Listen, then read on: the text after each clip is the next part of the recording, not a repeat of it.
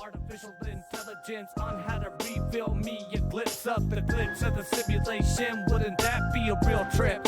Oh, let's take it together to find out how we can manipulate the script for just long enough for it to cause a chain reaction, no type of effect on the code to cause a reboot to awaken them from the safe mode.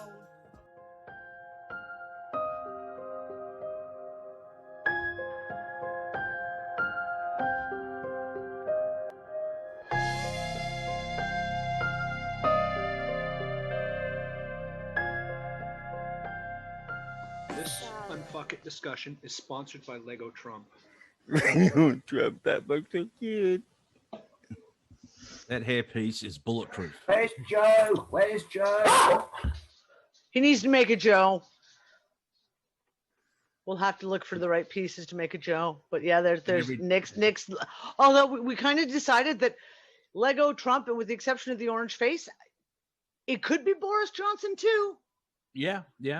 And with the Joe one, you have to swap the moon boot each day from one leg. Yeah, to you got to the give him a moon boot that just changes from day to day.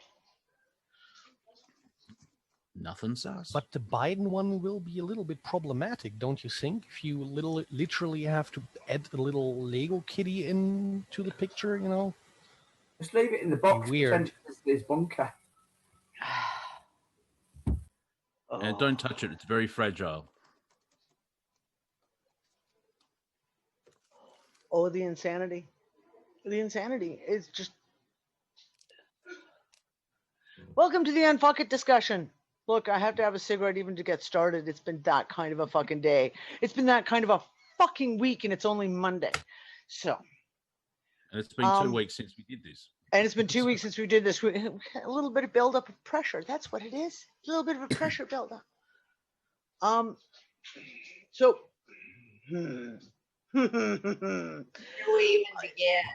Where do you fucking start? I know.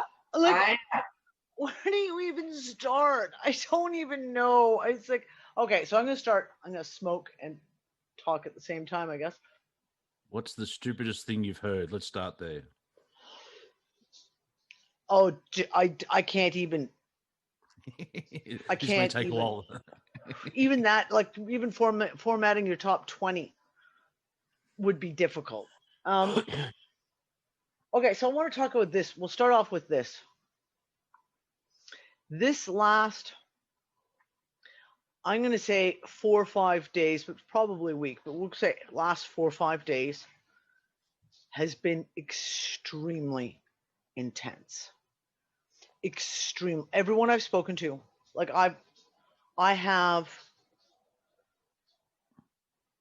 messages from so many people. I've had so many people asking me, like, hey, what's the solar stuff doing right now? Because holy shit, are we like in 0 KP? And we weren't. And there is some weird solar stuff happening. So take that into advisement and take that into consideration. We've got some oddball shit happening, but nothing that's like the extreme stuff we saw on the graph, say, like in January of 2000 and January 2019, where it was like, whoa. It has been probably one of the worst weeks of this year anyway, according to most of the people that I spoke to. And it was kind of a broad spectrum. It didn't matter what criteria you judged it from, whether you're talking emotional, mental, physical, woo-woo department. Oh my God, we'll talk about the woo-woo department too. So much going on. I have 2 Facebook friends who had someone in their immediate family commit suicide this weekend. 2. You too, Christy?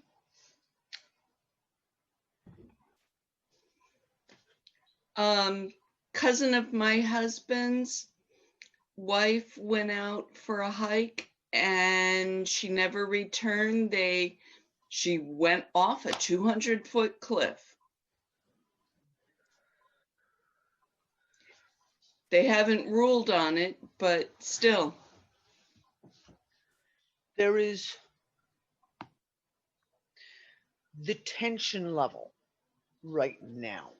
And I'm going to talk on multiple levels. So we'll talk about what's going on in that kind of political, that very 3D, the very kind of what's going on in the political, the financial, those realms is reached levels of epidemic insanity, the likes of which I was just talking to another friend of mine, and I said, even a year, like we always make the joke, the analogy of like, oh, can you imagine if 2012 we were like bumped forward into like, we would be like, oh my God.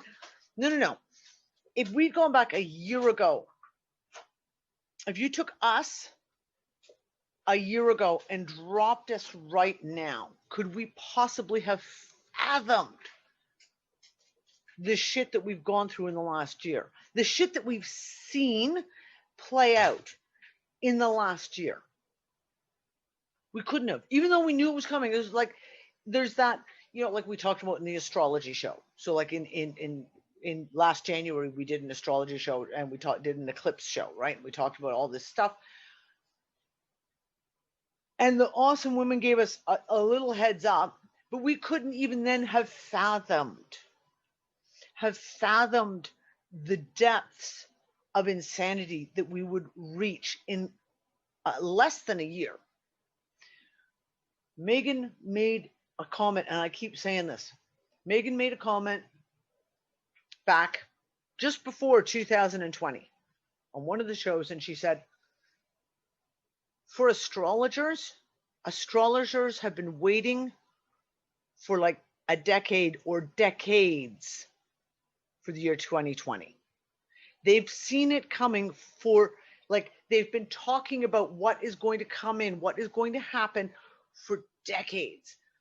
The focus has been on what the fuck is going to happen in 2020, because that is how insane it was supposed to be.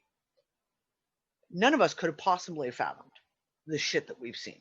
None of us could have possibly foreseen that we'd be sitting here where we are today, going through the shit that we're going through. It's like another reality. It's like another world. And I said this to another friend of mine just recently. I said, it is as if 2020 took us and dropped us into another reality altogether, where, you thought you'd reached the boiling point. We thought we had seen the pinnacle of how crazy shit could get. And then they were like, here, hold my beer. I'm going to drop you into 2020.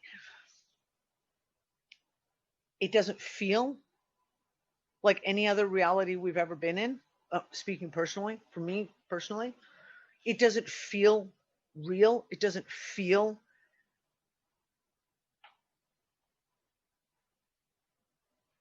even remotely comprehensible. Like, you can't comprehend this shit that we're in.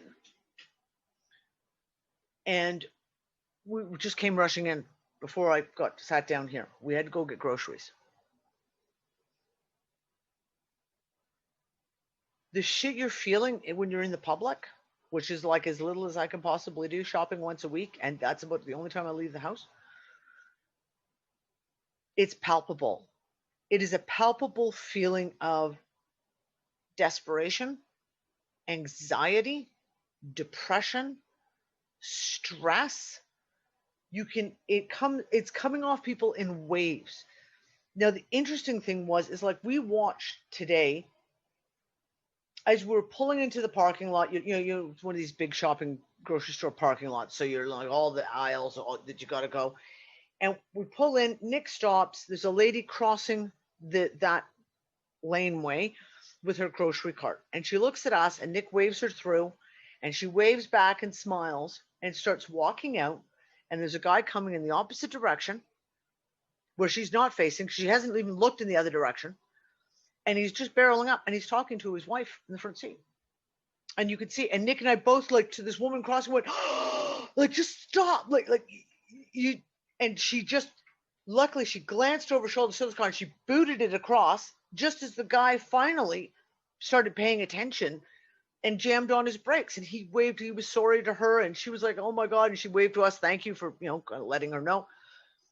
But that's the epitome of kind of like, that is almost like the descriptive of what we're seeing going on, is people are they're walking around shell shocked.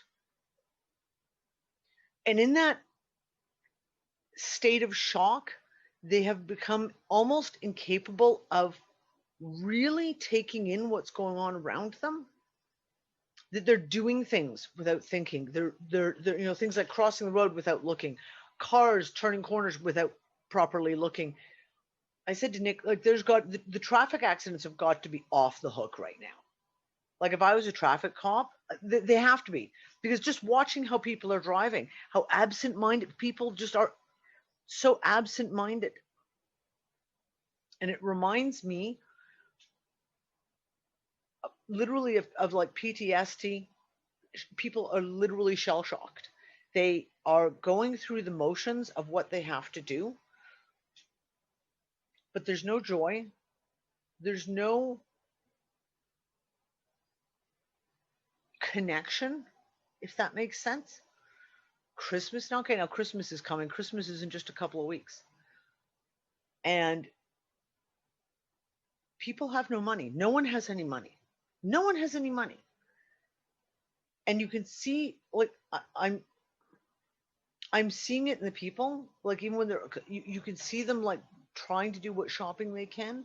Ourselves today, when we're looking at a few things going, okay, well, let's look at the budget. Let's see what we can afford. Like, and we've already told the kids it's going to be a really skint Christmas this year because there's no money. But it's a broad spectrum. Like everyone I'm talking to, the vast majority of the people I interact with regularly on social media, whether it's the UnFuckers group, whether it's on PocketNet, etc., there is an overwhelming feeling of shit is fucking out of control, and almost a desperation of, like, we don't know what to do. Now, it's interesting that there is an ongoing, how do I say this? There's an ongoing narrative on multiple camps, multiple, whether you're talking about, the MAGA, QAnon people who are really, really pushing that Trump has won, he really did win, and he is going to win, and he is going to be president again, et cetera, to the extreme push from the whole New Age movement that all of a sudden have turned December 21st, 2020 into December 12th. So December 21st, 2012. Wow, I'm guys, bear with me today. I'm having a real hard time speaking. It's a repeat. It's a complete repeat. I have seen so many posts in memes. Oh, this is it. This is it. Oh, just everyone. You'll all see. And people are posting. People are like, I'm sorry, but it is fucking disgustingly rude as far as I'm concerned. People are pouring their hearts out about how terrible things are for them. And then other people coming along and being like, oh, you don't have to worry about any of that because, MAGA, or because, the event, or because, it's all going to be fixed. And that is sickening to me. It's sickening because it's like, we've seen these dates come and go, come and go, come and go, how many fucking times? And it never changes the narrative, because the narrative just shifts the date. It's like the rapture people, right? Oh, it's going to happen on September 25th, 2017. Oh, it didn't happen. That's because, well, Yeah, it happens next week. It's next week. Tuesday, It's next Tuesday. year. No, So no, no, we it's miscalculated, right? Thursday, Friday, maybe Saturday, maybe Saturday. Sunday. Did I say Thursday? No, I meant No. the following Thursday. 2025. 2025. That's right. And no accountability. Like, these people never ever take any responsibility for their special brand of hopium that they're pushing. They never take any responsibility for the fact that they're never fucking right. And it's disgusting that when people are hurting right now, seriously hurting, that they're being given these platitudes. Like, why don't you just say you're a Jehovah's Witness and offer them that you're going to, you know, sell them a watchtower? Because it's the same fucking shit. It's the same empty fucking words that are meaningless. And Yeah, it's like a person is on fire and you give him a Bible. Here, pray. I don't Yeah. give you water. Have You'll a be Bible. thank you, Bossy. Jesus is that there. was He's got a bucket of water. He'll be all right. yeah. Jesus is coming behind me, December 21st. He'll have a bucket of water to put you out. Yeah. Yes, Bossy, exactly. And we keep talking about this whole thing about beliefs, right? And it's not, everyone associates beliefs with religion, but it's not, because beliefs are all these other things that we're talking about. And it doesn't matter what is going to happen, because we know if whatever they say is going to happen doesn't happen across the board. I include all the groups in this. Whatever they say is going to happen, when it doesn't happen, they will not apologize. They will make excuses, and they will put the blame on something else. It's always the same. I've channeled from my contact that not enough of humanity was on the right, over 50%, and it's been pushed to 2025. I'm going to run with that gag, by the way. It's 2025 for the entire show. Okay. Okay. I'm with you, dude. I'm with you. We've seen it. Like, yeah. So there's a lot of people right now. Like, the hurt is so deep right now that I'm literally been saying to like everyone, like, really look out for your family, look out for your friends and your coworkers, because people are walking a fine line right now. I've met so many people, talked to so many people who are literally walking a tightrope that's a millimeter wide, and one breath of air could knock them off. They're that close to breaking point.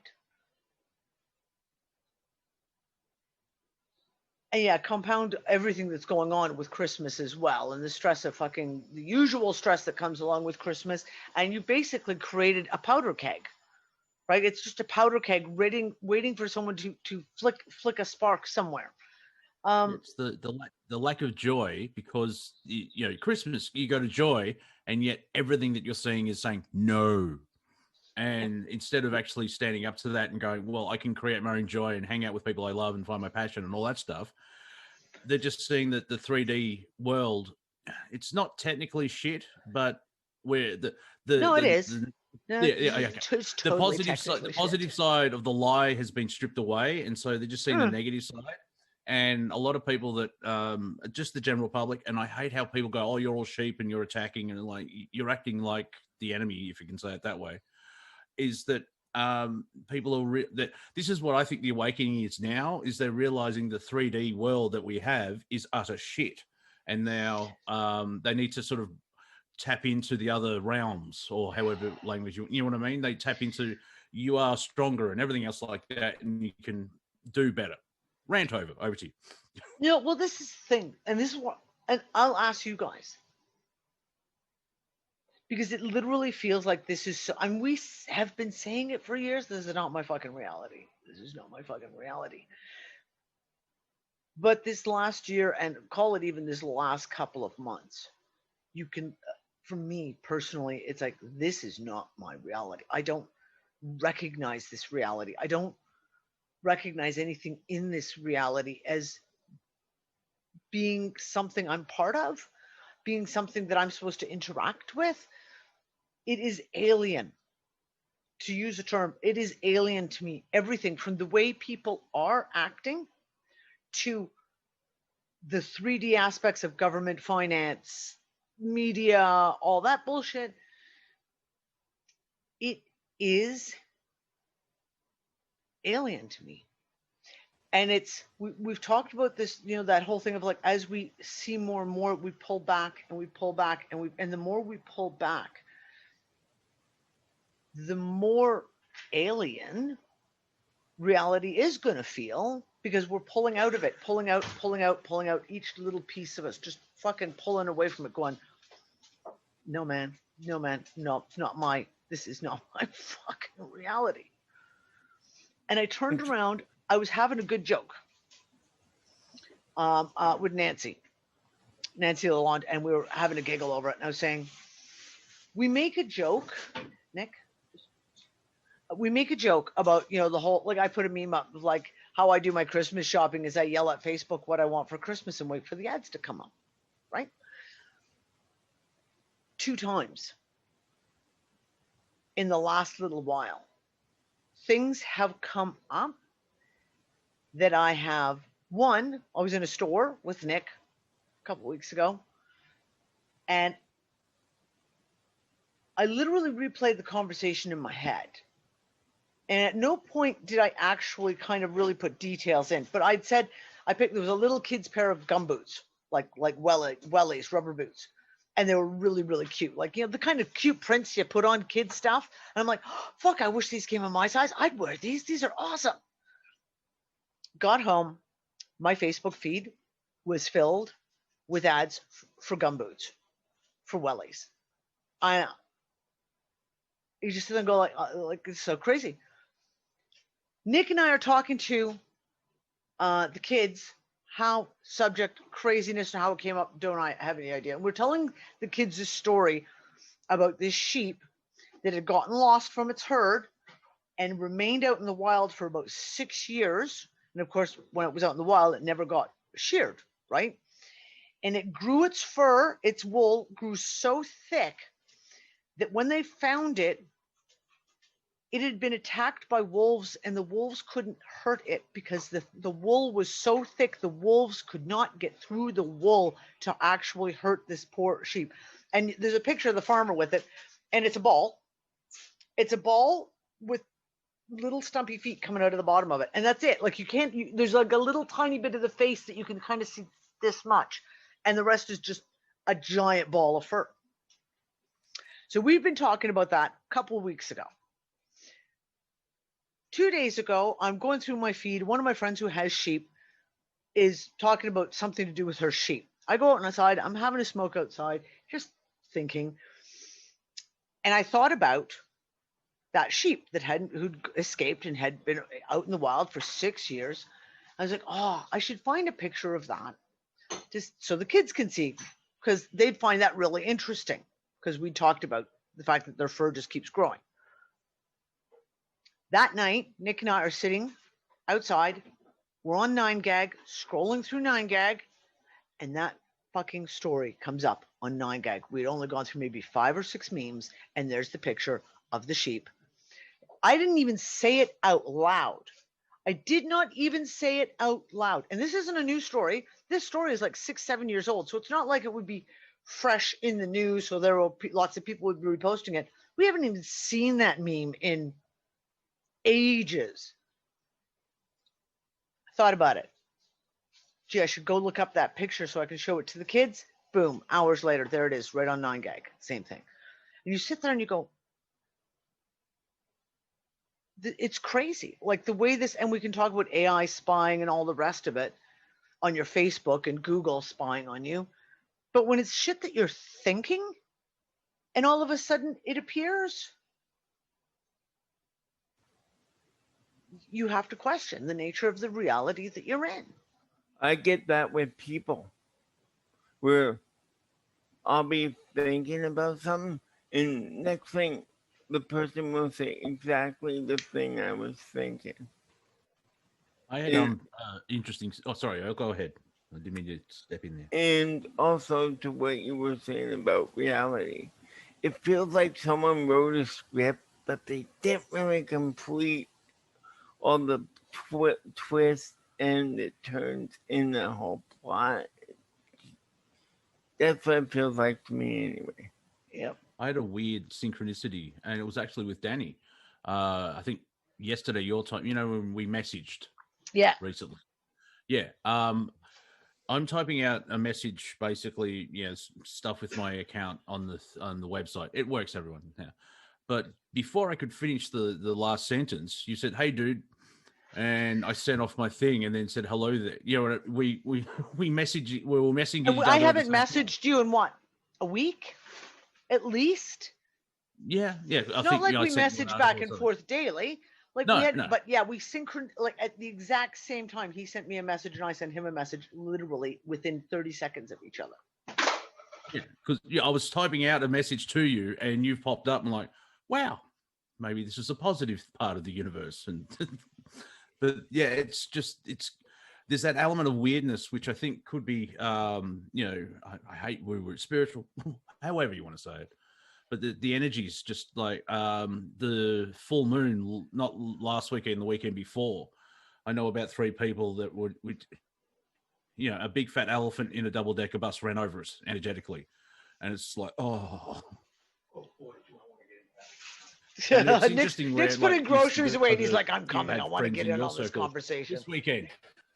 That reminds me. Easy, Tiger, easy.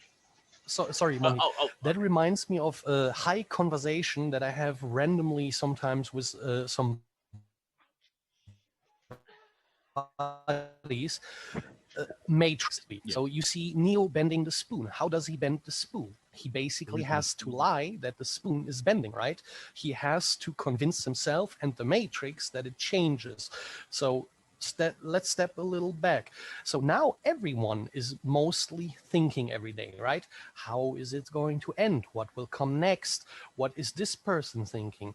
What will tomorrow bring? What will next week bring? So could it be that we are all turned inwards a little bit more than usually, and that turning inwards is changing the reality? I'm not saying people are changing the reality by what they want to see or anything, but the idea is that you have to interact with your mind. I mean, yeah, that is a no-brainer, but on some level, are people lying to themselves so much, and that's why we see all these changes?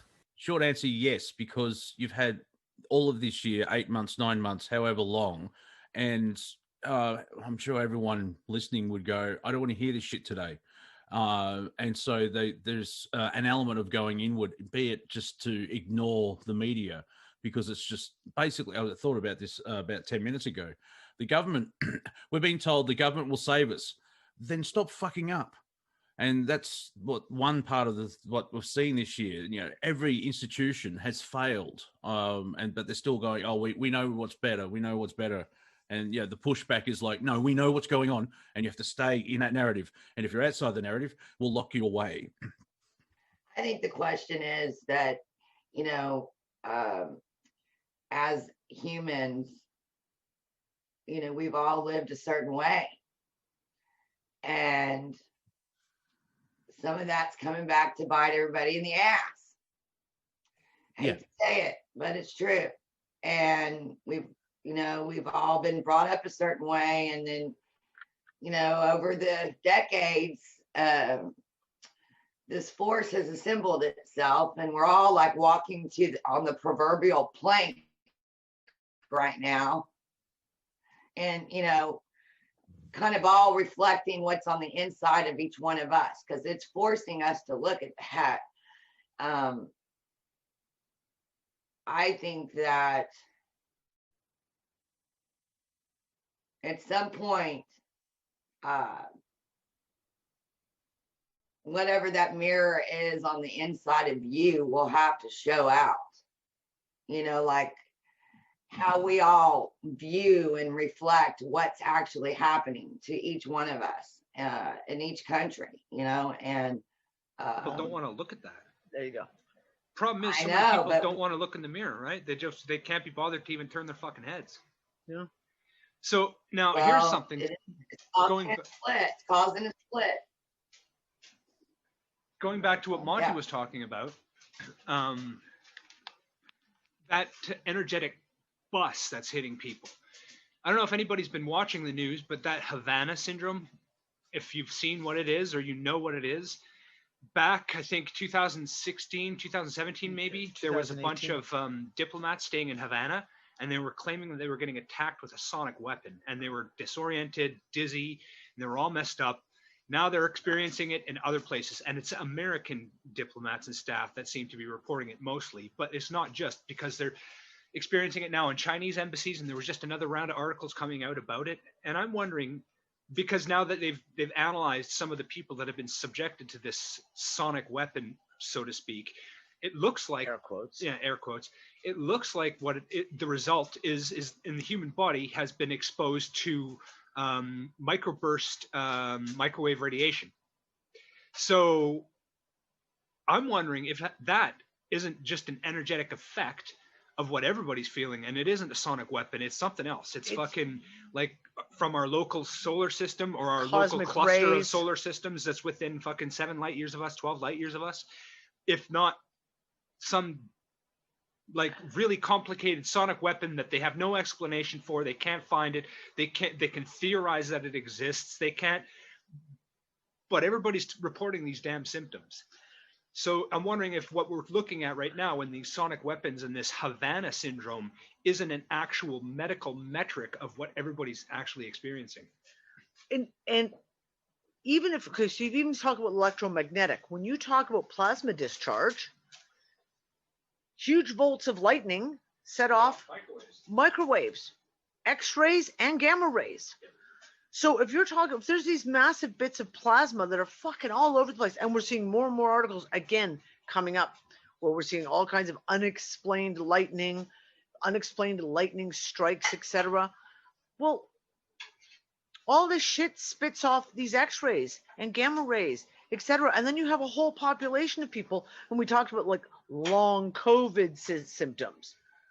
But 99% of the long COVID symptoms are the symptoms that we've been talking about for years now. Years we've been talking about these things. And again, it comes back, I go back to the whole radiation thing. And again, not radiation, Fukushima radiation, not radiation like, HARP and all this shit. But literally, what the fuck is this area of space that we're going through? We're seeing it on too many things now. Yeah, it's a perfect storm where where's the solar system in the galaxy? What is the central sun in the galaxy putting out? Where we're placed. You've got going with the astrology template of just how everything interacts, as well as what's happening in the solar system, because I think the magnetic sphere is weakened on the planet as well as around the whole solar system, which is allowing the planets, yeah. Okay, but Monty, now this is something else to consider that nobody seems to realize, that our central sun in our solar in our galaxy, it is a main driving factor in everything that goes on. There's no question. And the other thing, though, if you look at what astronomers have calculated and found, they've drawn a fairly recent star map.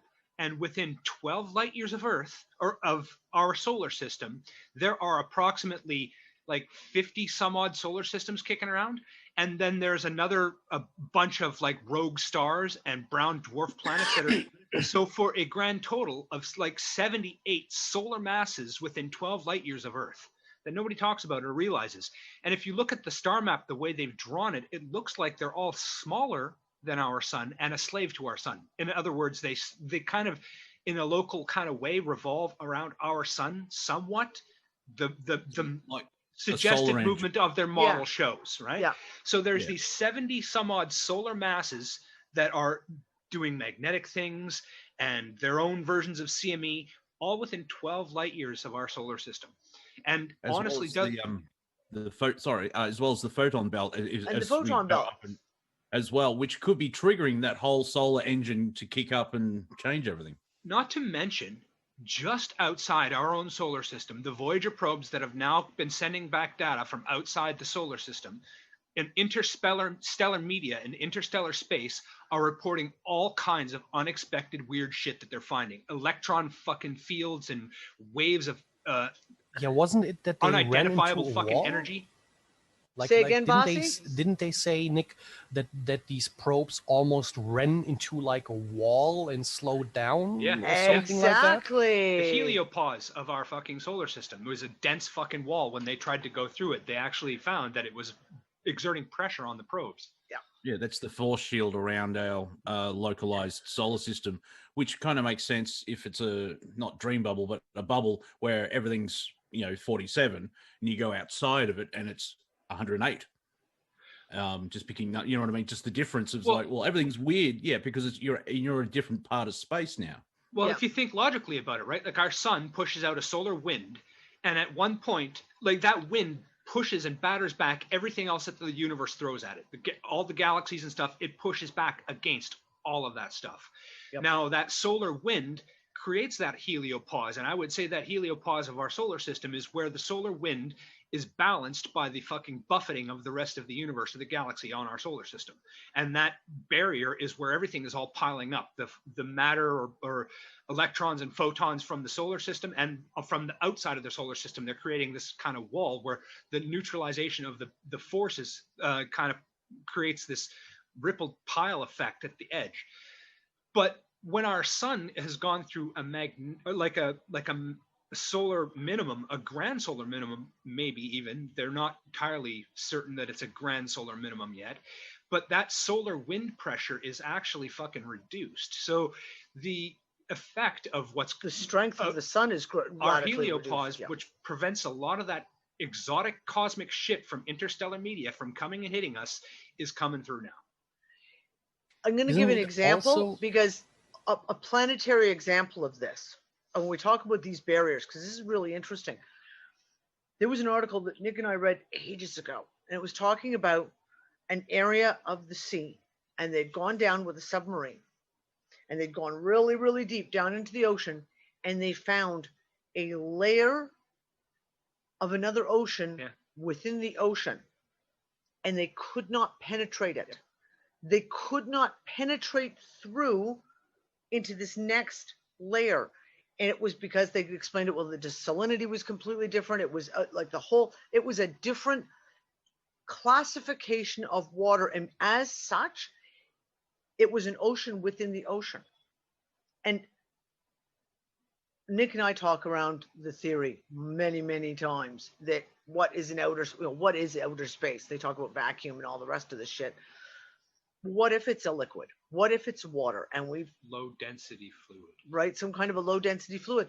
What if it's literally like that, an ocean within an ocean? So you have this barrier around Earth, around the solar system, we'll say, around the solar system that is just a thin barrier. Yes, it can be broken through, but it is a literal barrier where everything inside is different from everything that's outside.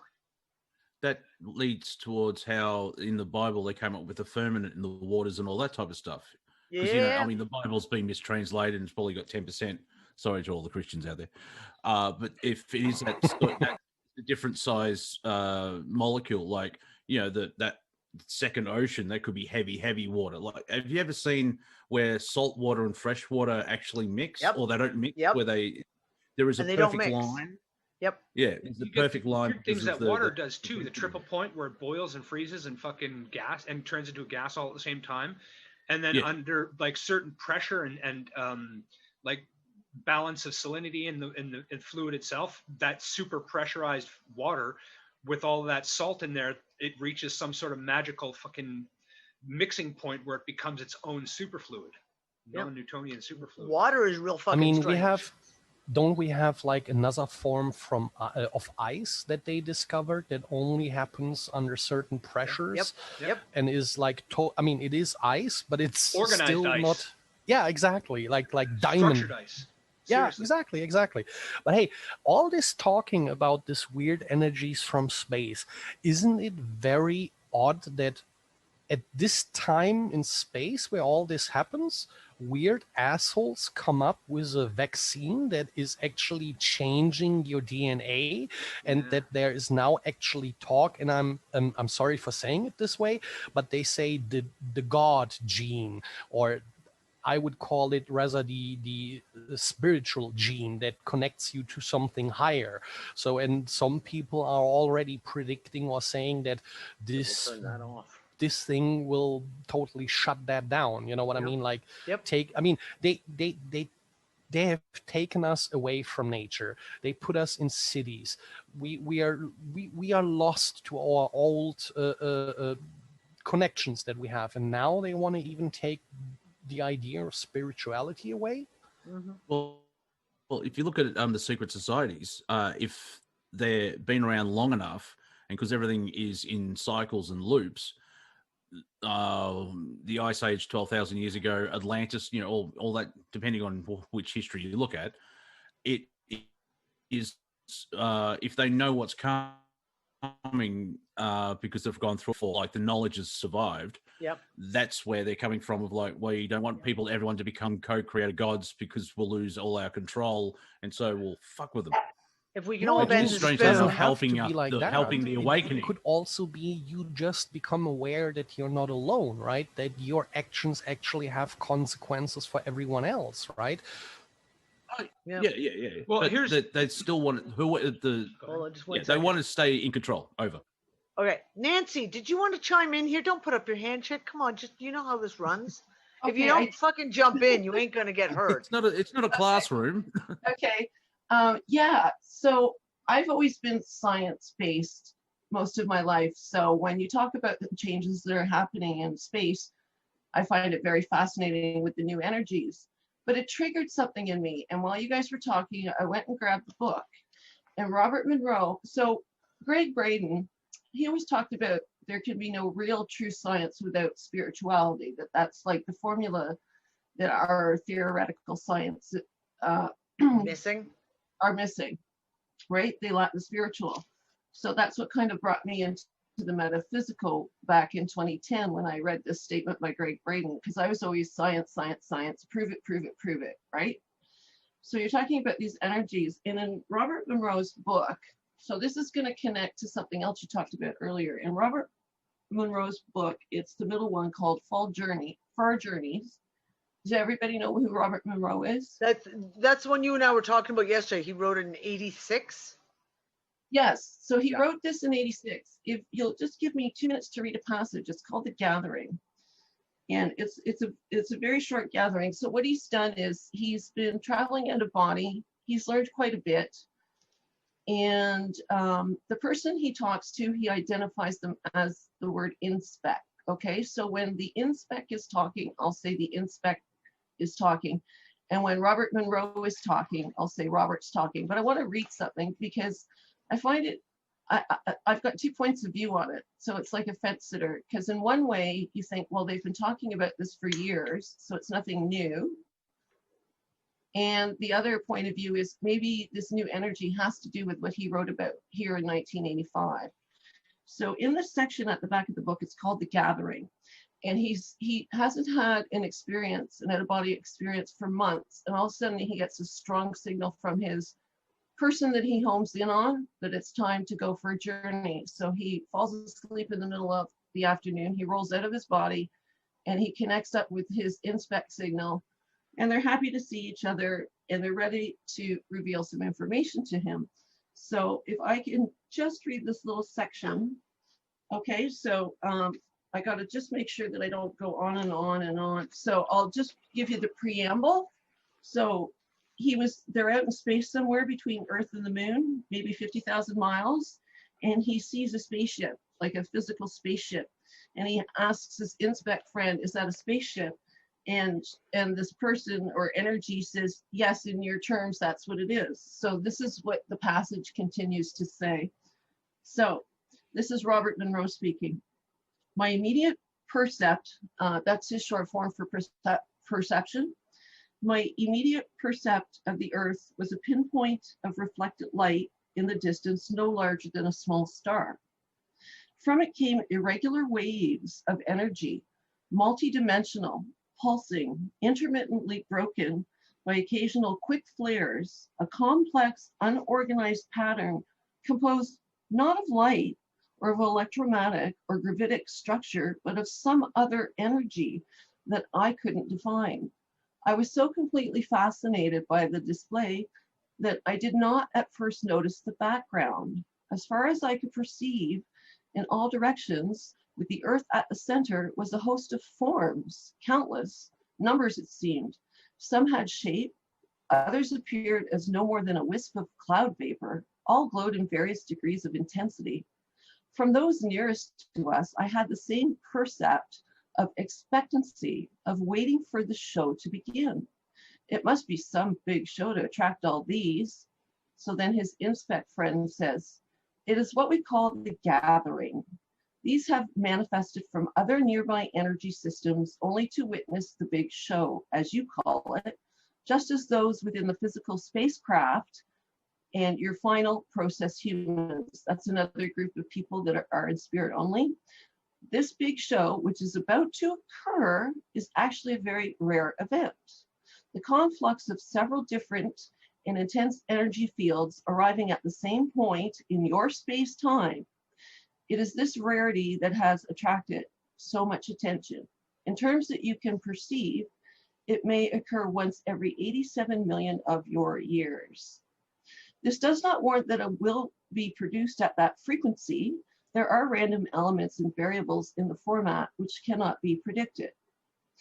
It's long past such a point that it will occur. The interest lies in the results. It's best symbolized to you as a convergence of a great number of possibilities which emerge as several probabilities and few possibilities. One such possibility may alter not only your time-space, but all adjoining energy systems as well. Therefore, the wide interest. In human terms, still symbolize the gathering is here to observe the possible birth of a new energy. And I'll leave it at that. So I'm reading that because I'm thinking about the science part, right? We're discovering the new energies, right? Because of time space though, so even though this was written in 1985, we know that we only have the time space construct in our physical subset of laws here on Earth. So I'm wondering, when we hear people like Alison Coe, which is a pseudoscience or inexact science, and other people talk about the event, and then you have Robert Monroe in 1985 talking about the event, and then you've got people and like others David too, like Wilcock, Dolores Cannon, etc. Dolores Cannon, and then now the new energies. So let's tie it back to that vaccine. Okay, I'd have to get the reference, so I can't vet it on air, but we've heard before about the photons of light activating our junk DNA. So is this vaccine, like someone mentioned, going to go in and block that activation from happening that supposedly will activate with the new energies? So I don't want to get pseudoscience, but I'm only bringing it up because of that one statement that Greg Braden made many years ago that really made me think that the spirituality or the metaphysics side of things is missing from the science. So any thoughts on that, guys? Yeah, well, because we've talked about this for years. Like, we've hypothesized on using various terminology, various thought analogies, something like this. Okay, go ahead, Nick. So, he wants to rant. When 9/11 happened, they measured the effect that had on the human psyche via random number generators, and when that happened, the psyche of the collective of humanity affected all the random number generators on the planet at the same time. Right. And they've concurrently looked at a bunch of shit like this where focused intent or thought has actually fucking messed with their random number generators and all kinds of other things. And that's kind of one of the things, the founding things of noetic sciences, which is a great thing. So you're talking about science. In my opinion, so many things in science don't even have the right questions yet. Nope. Right? And you know, like, you can say it's esoteric or you can say it's the spiritual stuff, but that just means that it's something that science hasn't even formulated the right questions to ask about. And we talked about, is it Maxwell's equations? Yeah, the potential stuff. Okay. Maxwell, when he did his equations, what was that, in the 1800s, right? There were aspects to his equations that dealt with consciousness. And because the academic people of his time did not comprehend, could not comprehend, they took those pieces out of his equations. So now you take there's an academic formation, and Maxwell's like one of those prime people who's put on a foundation of so much stuff. They took consciousness out of his equations. Now, all the scientists that have been trained since then, right, that is lacking. So there is aspects all the time that we see it when I read studies all the time. I read scientific studies and go, okay, that's great what you're saying in your conclusion, but what you have not factored into your conclusion is quantum anomalies that come through as of like entanglement, quantum entanglement. You can't take these things. And if you talk about consciousness, there's so many aspects to this, and it is completely left out of science, So mainstream science. in a roundabout way, what makes religion so powerful and has always made Belief. all religions so powerful? In my opinion, that is their ability to prey on your fear of death, and specifically to give you comfort that you're going to a good place after you die, because everybody's afraid of that. That's the one Or fucking make thing you afraid that humanity of going hasn't- to hell. Yeah, exactly. Eternal punishment or fucking salvation after your death. And that is one thing that it doesn't matter the religion, it preys upon your fear of that. And it makes it strong, because that traditionally has been the one fucking question that science still can't answer, right? What is it about? So now, segue into something that fucking terrifies the shit out of me. And that is specifically the egg theory. And I don't know if any of you know what the egg theory is. A lot of you probably do. There's a fucking cute little story that goes along with it. But basically, it formulates the thought that every single person on this planet is all the same soul. It's all the same entity. And all that one entity has been in every single human that has ever lived through all of time. And you're just recycled through human after human after human to eventually evolve that one fucking soul into the next evolution or God or whatever the case may be. I have problems with that theory, but in a lot of ways it terrifies me because it smacks so closely to what I feel is kind of the truth. But that egg theory, if you really, really think about it, that takes away a lot of the fear of the death aspect of things. And a lot of people, when they realize that at this story and they're exposed to it, they take that into themselves and they go, holy fuck, that probably is a lot more accurate than going to heaven and fucking, or to eternal damnation in hell or purgatory for eternity. Yeah. So in a lot of ways, that fear is escaping, and they have less and less control over our fear of death and what happens after now. So science is stepping into that new religion point in one way to take over for this. And the new created religions, i.e. your kind of new wave, new age stuff, which is the same thing. People have lost that belief in classical religion, so therefore we've got to gather them up and get them to believe something else so that we can control them in another way. So yeah, it's been called the new cage instead of new age. But new cage. Yeah, good I one. think so. Back to what you were talking about, Nancy, about, or I think it was Nancy who was mentioning it, with the detaching humanity from this spiritual aspect of itself. I agree they're trying to do it, but I don't think it's they. I think it's all of us as a collective. And Joe Rogan has a very interesting theory and point on this, in that it is an inevitable fucking aspect of our evolution to try to merge with technology. And it doesn't matter if it's Elon Musk's fucking Neuralink bullshit or Bill Gates' fucking microchip in your skin that all your metrics are on and your bank account and shit. I don't think those are great ideas at all, but I do think that it is inevitable that humanity will try to merge more and more with technology.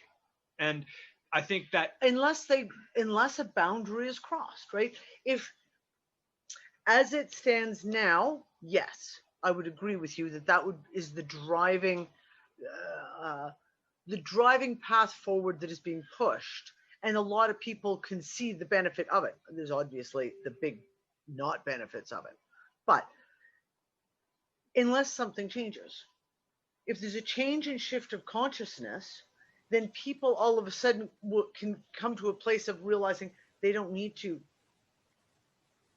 tie into technology because they can do it themselves. Do you know what I'm saying? My huge, massive fucking dose of skepticism comes into play on that one. I know. And that is, in all of fucking human history, in all of That we know mammalian of. history that we are taught or told or we can read about, has there ever been an instance where one fucking species mid fucking life has just all of a sudden changed and We been don't able know. to fucking become, anything? That's not generally how this shit happens. But we don't know though, right? Because if it Well, does there is- happen, they're not going to let us know, light a right? fire with that statement. Well, no, but I mean, history we know. History there is not is. written by the victor. Okay, go ahead, John. There is just very We one. would never know that. Yeah, very short sentence. Is it the Olmecs or the Mayans? They disappeared, and the theory is they evolved and ascended, or however you want to say it. However, they I can't prove disappeared. that. Yeah. You ever Well, see Yeah, the they knowing? just disappeared. And very quickly about 9/11, where when it happened with the random number generated, that was actually detected 24 hours before it happened, because that was such a big That's right. impact. There you go. Yeah. That it actually Exactly. went down the time stream for 20, and a lot of people knew something's wrong. And then when it happens, it's that. Now we know what's And- wrong. And also the lie and the spell that they had about 9/11, that's kind of disappeared about 5 years ago. And like, there's actually people out there that have forgotten that 9/11 happened. Oh my. Well, Yeah. There's a generation of people now that are being born that fucking have no concept that of it's it. history for them. Yeah. Yeah. And I here's the thing, like for example, hold on, Earl. There was an experiment that was done in Thailand, and it may have been some of the other Southeast Asian countries as well, but I know it was done in Thailand, where they got all the students to meditate all at the same time. Now, of course, this is a nationality in Thailand where meditation is just done. Children comprehend it. It's part of society, right? Existence. Yeah. It's part of your existence. It's taken for granted that that's just part of your life. They got all these children, and it was like 700,000 children. It was a huge number of children. Maybe it was in the millions, to all meditate at the exact same time on, I think it was world peace, I think.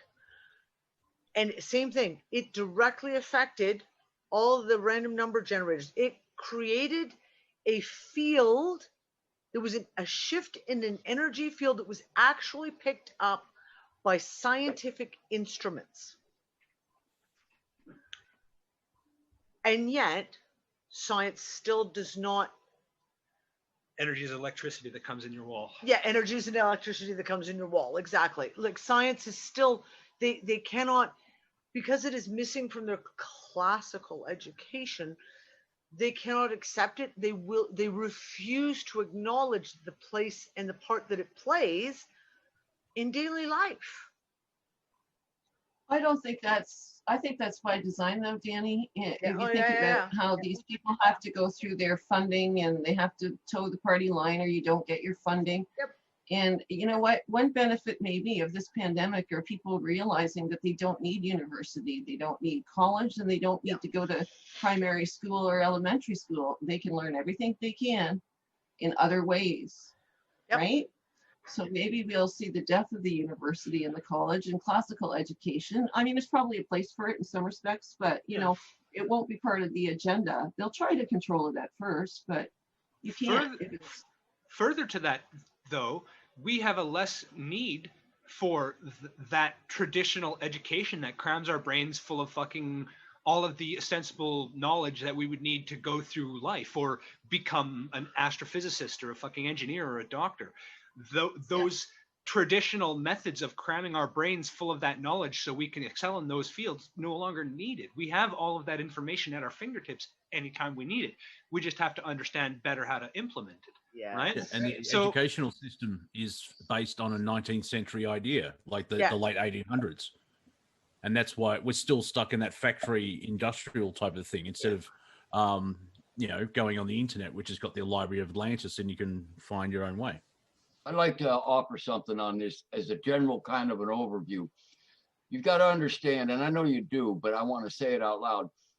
Anything coming from the mainstream system is intended to fix things in a solidified form. They want a closed system where they know that everything is what do they call it? settled science. You know, everything is known. And the fact is, we're of a different mindset, a different makeup. We're dynamic. We change. We're not fixed. We constantly move forward, and things change. We know that, but the system doesn't want that. They do everything in their possibility to identify everything, categorize it, and keep people controlled. And that is that split that is occurring, and you can't have 100%. You know, we're all going to change. We're not. That is what's going on. The split is going on. There's people like us, I'll say it that broadly, that are not buying that storyline. But we got to understand that if you're getting it from the system, that's what they're preaching in all of their hundreds of different ways. And we internally, we object to it. We know it's not right. We can't come up with a fixed answer because we're dynamic and things change, and we're willing to change with it. We're alive. We're growing. They're dying. An example, if I can just share very quickly. Sorry if I've stepped on anyone there. I've seen someone actually between his two hands have a cigarette box, like a packet of cigarettes floating, and it was float. You know, he didn't move it, but he could actually levitate it. And it's kind of freaky seeing that, because it's like, wow. The thing is that science would say, oh, that's impossible. And I actually asked him, what's the trick of doing that? And he said, will. Because afterwards he was extremely tired, because obviously we haven't been doing it for thousands of years. And of course, science would freak out and just ignore it. It's like, oh, this is a trick. He's got wires or something like that. But it was, and I've seen video footage that he levitated off the ground that far. And you would know stories about yogis and everything else, you know, walking through trees and everything else like that. Yeah, I think these abilities are going to be coming upon this plane. I think they're trying to control it. Yeah. I think in the past, you know, if one being in this plane had something it had to adjust to, then when it got in proximity of other beings, they would automatically adjust. It was a movement in that sense. That's what I mean. So like if we have people, you know, with what I think is a meta gene that's getting activated, they have to control that and utilize that to power their system, which is another reason why they've gone after the kids like they have with these vaccinations in the last 20 years. Have you heard of the 4 mile theory? No. I may have invented it, but basically up until... what was it, 1950s or whatever it was, where Bannister actually ran a mile in 4 minutes. They thought humans could never run 4 minutes. And then he did it, and everyone saw he did it, and they've been doing it ever since. I'm just saying, that's how powerful we are. That's interesting. No, okay. But that's very human. It's very human. If we see someone... No, because you've got a point. I've been involved in sports my entire life. And I had a conversation with my dad. Oh God, in the 80s sometime, we were watching the Olympics, and I was a high jumper in school, and I went to the Ontario Championships. And at the time, you know, there was a limit, like there was, when you won gold, you set a record. I set a record for the city of Toronto in high jump back in 1983. There's dating me a bit. And then no one breaks it. And then all of a sudden someone breaks it. And then it just keeps getting higher, higher, higher. And I said to my dad, like, okay, we're not changing. Like, humans are still humans. We haven't developed like little extra springs that are loaded into our heels to allow us to jump higher. And my dad made a thing and said, oh yeah, but you know what? People train differently. We learn more and better shoes. And I'm like, yeah, that doesn't wash. But we see it in runners. It's the same thing where it's like, you get a Ben Johnson who comes along and blows through the record. Oh, well, steroids. Well, his record since then has been broken multiple times. Michael Phelps. You have these people who, and I agree, there's like that there's, once something gets done, then all of a sudden it's like that level gets broken, if you will, and then everyone floods through that gate, and they can, other people start being able to do it. When you look at, I grew up, I love gymnastics so much. And you go back and watch, like, Olga Korbut and Nadia Comaneci were like my idols in the 70s. You go back and watch the shit that they did, it is so tame compared to what is done in gymnastics now. Yet back then it was like, oh my God, I can't believe she just did that. Oh my God. Now the shit, now okay, they've got loaded spring floors and things like that. But a balance beam is a balance beam. And the shit people do on a balance beam now compared to the 70s is not even the same realm. There's a okay, so further to what you were saying, Monty, about that guy that was suspending his cigarette pack between his hands. There was a dude that I got shown on YouTube some like 2015 or something, and he's like a Japanese guy, and he literally could make things jump off the table, like glasses or a fucking, like whatever he looked at, and he would basically scream at it. He would make the piece, whatever it was, feel so fucking, like he would say, if you do not move, you are going to fucking discorporate every atom, and it's going to be fucking now. You better do it, and the thing would just go jump right off. And he taught his kids how to do it, but literally it was based on fucking like willpower and chaos, and he was just so fucking angry at the thing, and it was like, I gotta move now. But now further to what Don was saying, 15 years ago, 20 years ago, you had your sensationalist magicians like your Chris Angel or your David Blaine, and they were only like a one-off, and they were doing phenomenal fucking things that weren't illusion. They were next level human shit. And if you guys haven't seen David Blaine on Joe Rogan, I'd go watch him because he's a fucking interesting human. Now, when you watch any of those Got Talent shows, almost every fucking season, those kinds of mind tricks that people are doing are coming out of the woodwork. Just like 100 Monkey Syndrome, like what you're talking about. Like all of a sudden, there's something being activated, and there's all of these fucking people coming out of the woodwork that can do all kinds of crazy shit. And I'm not talking about the guy that got really good with close-up magic and can do phenomenal card tricks. I'm talking about the girl that can predict what they're gonna fucking say 2 days before they say it, has written it on a board, or you know, and the order they're gonna, like, some amazing unexplainable shit. And the weird thing is that's happening there from a humanity point of view. You know, you've heard seeing is believing and believing is seeing. With someone who breaks the record, they believe it, and so then they see it. Everyone else is seeing it, so they believe it. It's very simple-esque type thing as human. That's the whole thing. It's important, fucking important. It is, and it's I know it's simple, but that's how awesome it is. It's simple. With the spoon, right? If you don't believe you can bend the spoon, you're never going to bend the spoon because you don't believe you can bend the spoon. Yet, once you believe you can bend the spoon, then they can bend the spoon. But you got but the question. You got dormant Sorry, Dawn. dormant DNA that's being activated by all these energetics coming in. No. And I'm just saying, you guys, they're in fear of us. This is all done out of fear.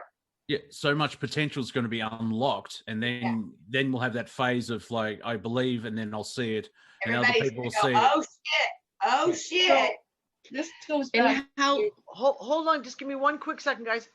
And if you're listening, because I know you're working your ass off right now, could you possibly come out just for a minute and talk about some of the patients that you had?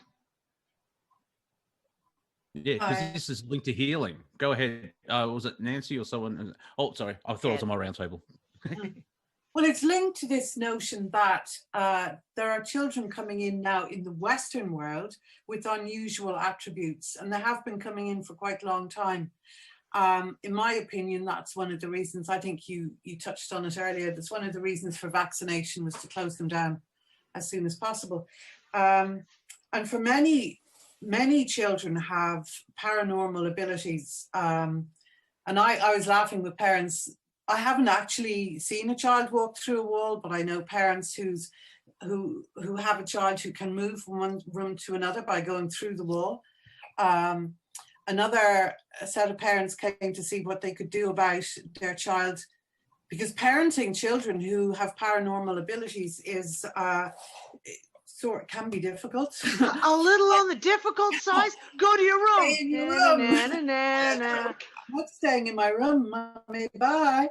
And also, you know, there was another kid who he could just is his mother said, now I didn't witness this, but his mother said that he could bend a girder with his mind. He could just look at it, focus his energy and bend it. And if they were trying to challenge him or you know, what you call it, give out to him, he would flip something onto the ground. He just, suddenly the mobile phone would fly off the table and be on the floor. Now, you know, in the Western world, these attributes, humans have always been able to do this stuff, always. It's just that in the Western world, it's like, woo, it's paranormal. As you know, I've spent a lot of time around Balinese people where these attributes are just like, yeah, sure.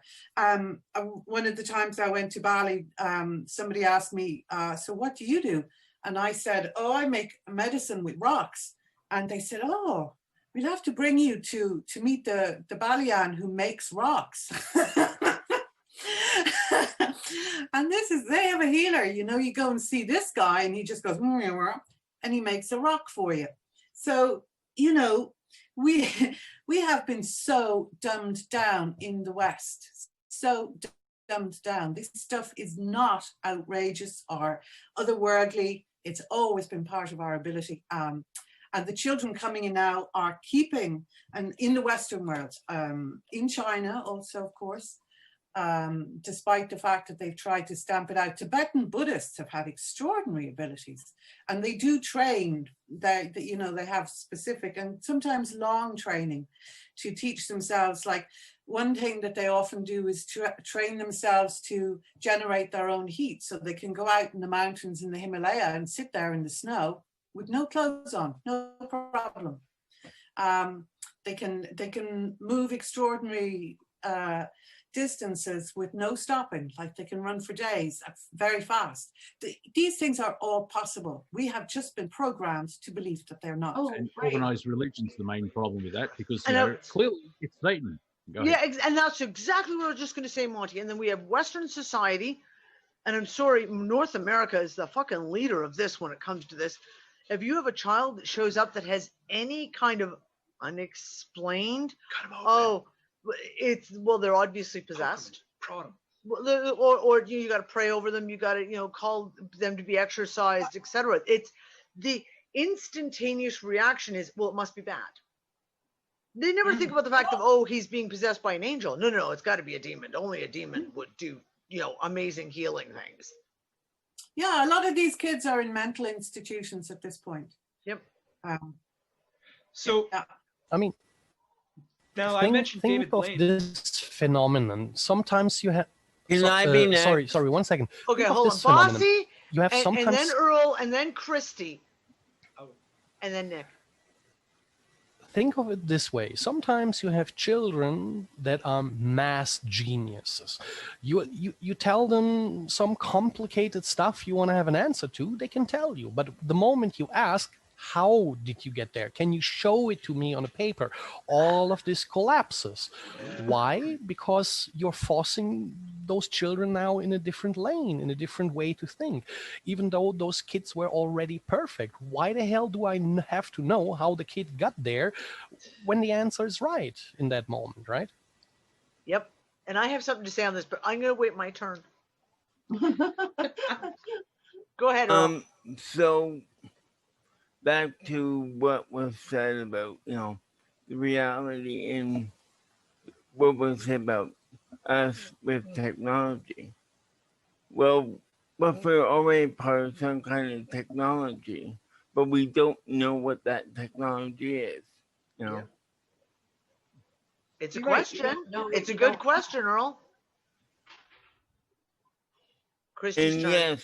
Oh, wait, sorry, Earl. And yes, religion does have this thing where it's not allowed to grow and change with time, with how societies change and grow, and you know, it's always this stagnant. But we gotta keep it in this box, because if we don't keep it in this box, then everything goes to crap, and you know. Okay, Christy, go ahead. So back to we know that consciousness can change things, the 9/11 thing and all of that, it makes me wonder about what is coming forward with so many of us feeling such a heavy degree of stress and tension. We're fed up. We don't want to put up with this BS anymore. And so many of the folks out there that are not here in this space right now are saying, but things will never change, and the date won't be right, or the politicians will get their way, so on and so forth. How many of us now are saying, no, not this time? Yep. And how much is that going to play out? So with the way 2020's been going, it really makes me wonder how much of the stuff that we say, it will never happen, it never has, but now have we reached the critical mass where we say, not this time. No fucking anymore. Yeah. And that's one of my questions is with everything that we've seen, it's been like an exercise to push you to the limit.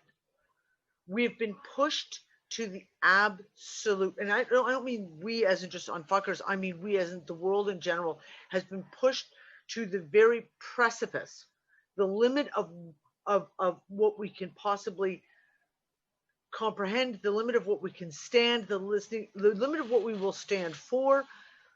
And yeah, I have that question too, like, is what will come of this? Because there's so many. I said it to Anne and Gail fucking this weekend. I was like, I'm fucking done. I'm done. Not doing this shit anymore. And it was a level of so emphatic. It was like, I am not doing this shit anymore. Done. And there's an immobility there of like, no, I'm not going to take any excuses. That's it. There's a set of intent there that goes along with it that is so locked. Like, no, you can't keep pushing us around. Like, no, we're done this time. Like, there's no more excuses. There's no more whatever you want to call it. I've stood up. I've done the proverbial stand up. I'm not playing this game anymore. I've flipped the board over. I really don't give a shit what comes next, but it damn well better be new. I want a new problem to solve. Yes. I don't care what it is, but it has got to be new and different, because my mind feels stagnant. Yes. And I need to stretch and move and have a new experience. One way of looking at it is to not engage with the global narrative, because like what Andrew's been talking about is we're gone from, it's season 2 at the end of the election, and the writers were fired because that finale was shit, and they're skipping season 3, and so they're going to season 4, and that's why everything's really wobbly and everything else like that. So in a way, the global narrative will try and kick the can down the road.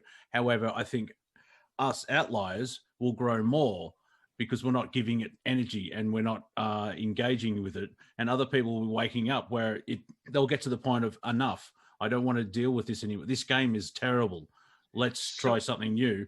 And I think, yeah, we're in that, the eye of the needle, bottleneck, the crossover, and 2025. So that's sort of where it feels like as well, where like it's awesome that you're the center of your universe and you are doing change, because we're a collective. A lot of people aren't, but that's part of the awakening. I think they're waking up that they're being in a cell, if we use that language. And there's a lot of people, the whole do not consent.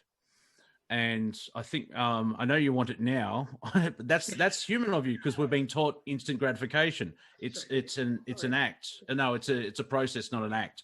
And so that's part of what I've been learning of, like, I want it now. because I'm tired, but still, Well, in the long run, we'll get there. Here's my very, very strong feeling on what now. And I have said this before. I'll kind of preamble into it. Our world, and I put this as a big post in the Unfuckers before it went down in Facebook, is based on lies. And I can't think of a single aspect of our life, of our existence, of our society, of our humanity that is based on lies. And it's gotten so bad that so many people that are even what we would call bots that are plugged in can't help but just choke on the severe fucking volume of lies that we're being force-fed.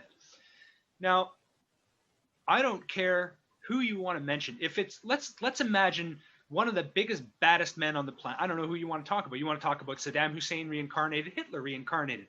If they cloned one of those bastards and then gave him the big book of fucking truth that was, here's where we stand on human history. Here's what we actually know without all the fucking religious slant and bullshit.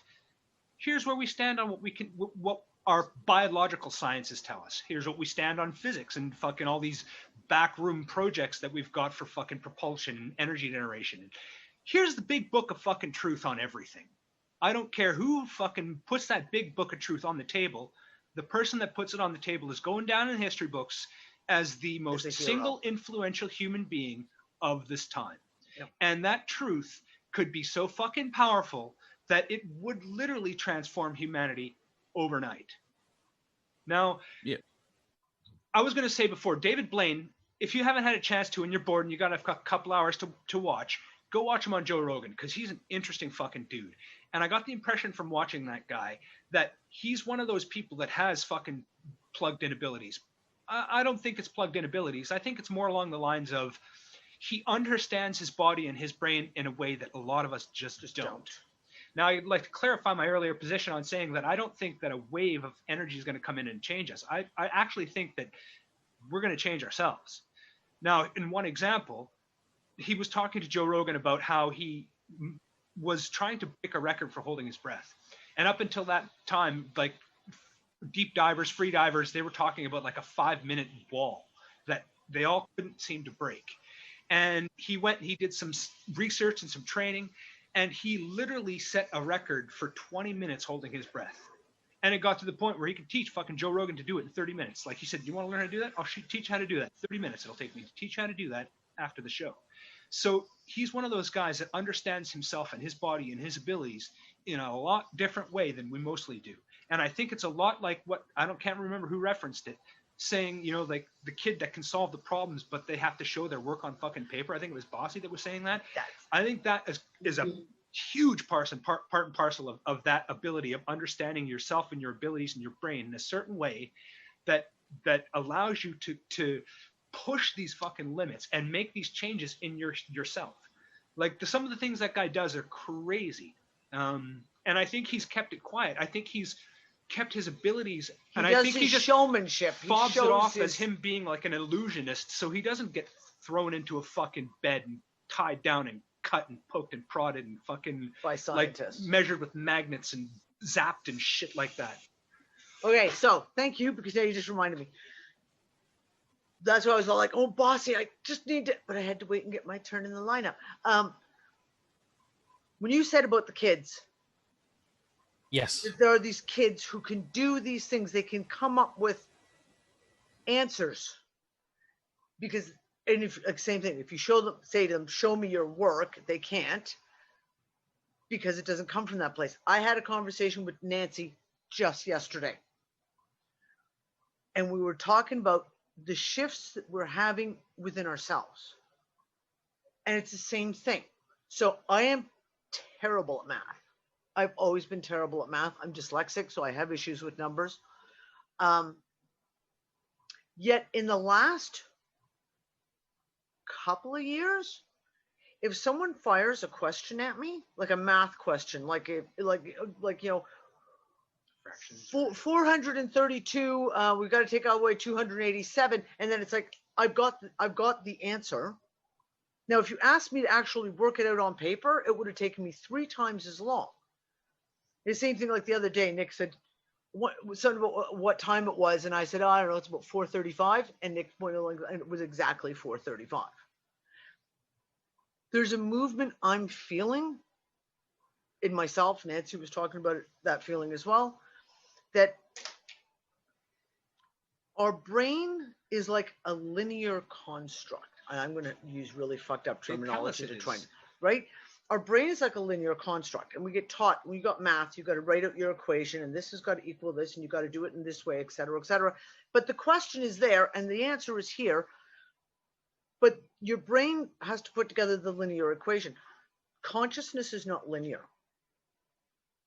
And I think that there's a shift that's happening in the way we connect to information.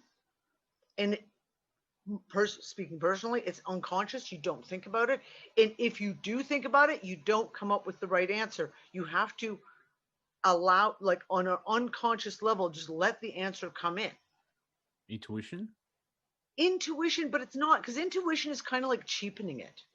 Do you know what I'm saying? Use the word intuition, and that's a charged word now. Like, it's been one of those words that's been fucking programmed to mean, oh, women's intuition. No, it's like almost like you have to get out of your own way. Thank you, exactly, Nancy. That's what you and I were saying. You have to get yourself out of your own way, and it's the same thing.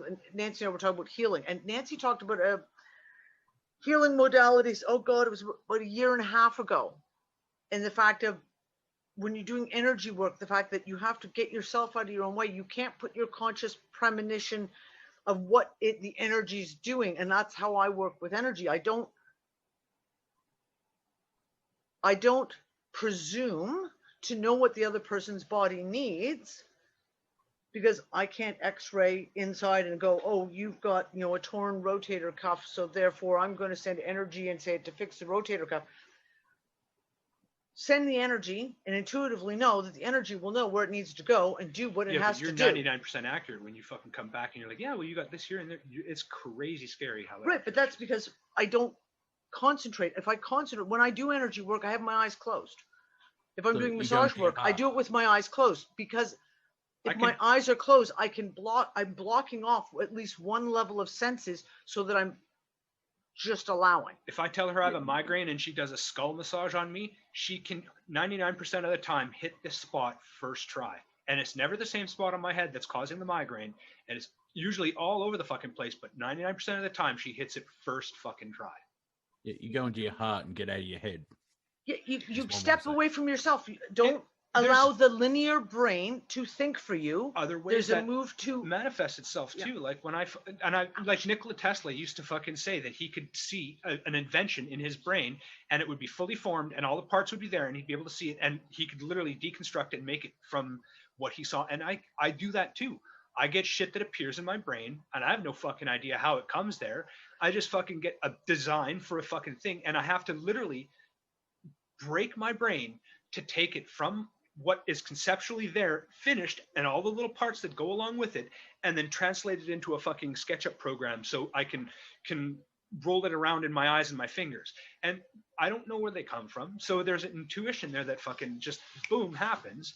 And then you got to tell yourself to make all the intervening steps show your work, and that fucking breaks your brain. And that's what breaks your brain. And this is what I'm saying. But there's a step forward, and I'm talking to people, and people don't necessarily are talking about it on this level, but there's this, it feels like this step forward of people, you allowing, fucking words, I hate English, allowing yourself, as Nancy said, to step out of your own way. There's an awareness. No, because even awareness is like stepping in your own way. Do you know what I'm saying? Like, it's literally allowing consciousness to just let the answer come. Yeah, it's a knowing. It just appears. It just appears. Yeah. When you need the information, it's there. I know what it is, and I got a message from a friend of mine last night. Her significant other was really sick suddenly, and I just typed out the answer. Go give him this, do this, do this, do this, do this. And I didn't think about it. I didn't go look at books to think, okay, so he should maybe have what, homeopathic or no, it just like allow it. Here it is. Give him this dose, give it this often, this and this much many minute intervals, right? That, and this is this place that is becoming more free. It's freeing up. It's coming to the surface more and more and more for people if they allow it. Oh, look, it's 3:33 where I am. That's funny. Yeah. A friend of mine, I had them do Reiki on me over the internet. It was Crystal. She did Reiki on me, and in my back, I've had problems since I fell and hit my back on a pipe. And so she did Reiki on me, and it's been so much better. I tried healing with laying on hands in church, and what always couldn't get me deep into it was hearing other people like praying and all that, where, and it just took me freaking out of it. Yeah. But with her, I was silent. I couldn't hear her. She was muted, and and I could feel things going on, and I could be into it. And it worked so much better that way for me. Yeah, because you got out of your way. Because Exactly. most healing is actually a human experience, right? Whatever the word is, you actually heal yourself. When you go to a healer, they put you into balance, and then the healing happens because you actually do it. Like, how many times you've heard stories where you have 3 months to live, and then 25 years later, well, that doctor was wrong, because they've gone, no, they don't. It's that belief thing. Also, when you're ready, Danny, I want to add to this as well, and I want to bring up dreams. Go for it. Can I also add one more thing? Yeah, go ahead, Earl. So I have this thing where I look at computer graphics, and I know ray tracing, how they do ray tracing is so wrong. Like, it should be faster. It should be more easily done. Computer graphics is. I don't know how to do it, but I know it should be far more simpler to do. Like, either it's that they use polygons, which I think is really unnecessary because you're just sending them to the pixels and they're being shown on your screen. So yeah, it's just weird how you can look at things now mentally and you just know something ain't right. That's all I'm saying. Yeah, the energy's off, so something's out of balance, and go, well, now something's wrong here. Let's have a look. Yeah. The thing about dreams, I've got 2 points, and then I'll ask a question. In the last week and a half, 2 weeks, I've been waking up in a dream, and I'm still dreaming. Not like a lucid, like, oh, I'm dreaming. No, I've woken up. I've gone through that. I'm in a dream, woken up, and I'm in another, like Inception. I've had that a couple of times. It's like, oh, hang on, I'm dreaming, and then I'm awake in the next layer of dream, and then I wake up type thing. Yep. Also on Saturday, I was supposed to do a show, so I set my alarm for 9 a.m. I woke up and I actually said mentally, when am I? And I looked at the clock. When am I? Not when. When am I? I looked at my phone. It's Saturday. That doesn't sound right. And I had I don't know how deep dive it was, or I was doing something and the alarm pulled me straight out of it. But, I jokingly say I'm a Time Lord, but that's the first time I've actually said, when am I? So how was everyone else's dreams in the last 2 weeks? Okay, so you're saying my youngest daughter had an Inception dream exactly like that, where she woke up in the dream and then woke up in the dream. Mm-hmm. And then, and that was just like 2 weeks ago, 2 weeks ago, something like that. I've had really crazy dreams in the last night, especially. I had some really crazy dreams that didn't feel good. That kind of, not necessarily a nightmare, but that didn't feel good. There was a lot of heavy shit going on, and all the way through the dream, you get the third perception where you're in the dream, but you're watching the dream itself at the same time. and you're almost telling yourself, like saying, be like, oh, there's something going on here. Oh, no. There's something really, really not good going on here. Did it feel like a lesson? Like you're doing work and you're achieving stuff? No, it felt, last night felt very external, very, very like stuff that was not from me. If that makes sense. So, yeah, it wasn't an attack then.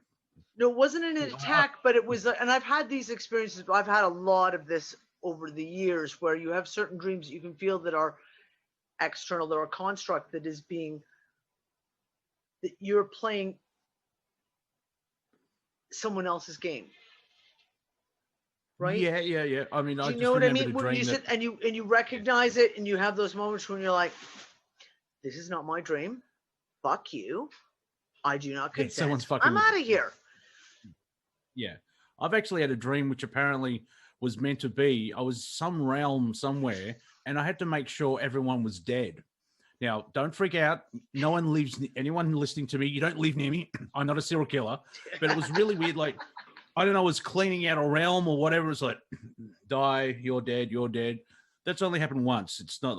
I love animals. I haven't been killing them since I was 4. Don't worry. It's just, but that's the level. That's the weirdness of dreams where, you know, I hang out with Metallica a couple of times a year. I'm like, okay, hi.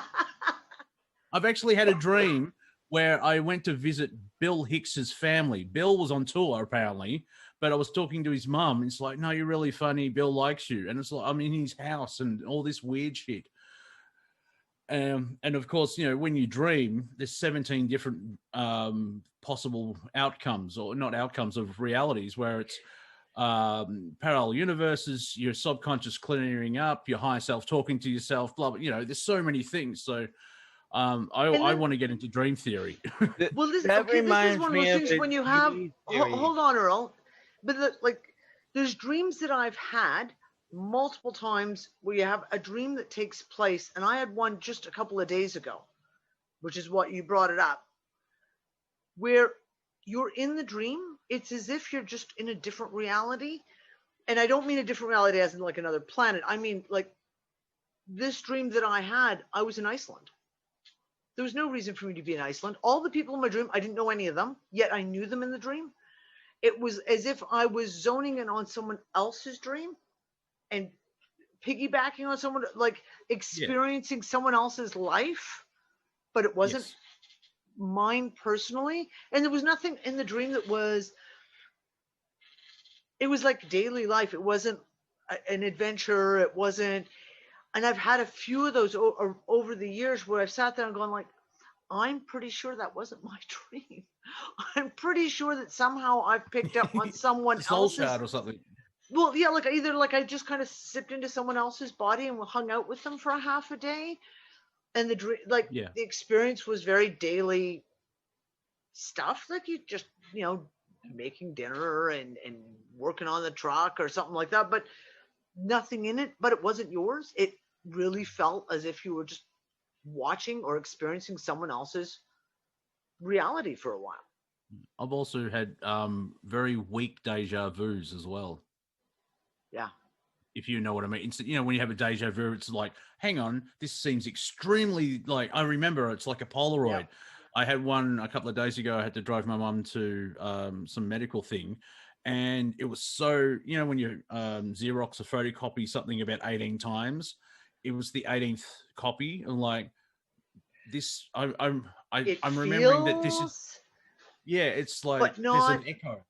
Yeah, exactly. No, an echo is a really good one. I have been having a lot of those where you just get it on the edges. It's like you can feel the deja vu is like an echo. It's like you say, like it's just kind of around the edges, and you can't really necessarily even put your finger on what it is. What piece of that moment was the deja vu? It's just, you know, that feeling that comes with it. You're like, no, this is one of those. It's like a faded memory. Thank you, Jimmy. Where it's instead of like a Polaroid, which is a snapshot of a 320 of a second. This one's only like 3 frames per second. You know, it instead of 100%, it's down to 6%. It's just Yeah. like it's a blip, snippet. and like, Yeah. wait, it's still the subconscious is like, oh yeah, I remember bringing that to you, and you're waking to like, wait, ooh. Okay, Anne just said, are those dreams alternate timelines of your life? And I've asked that question. Even to the point of those deja vu moments of the same thing, are those an echo of another timeline? Are they where something's just like enough for you to feel that echo?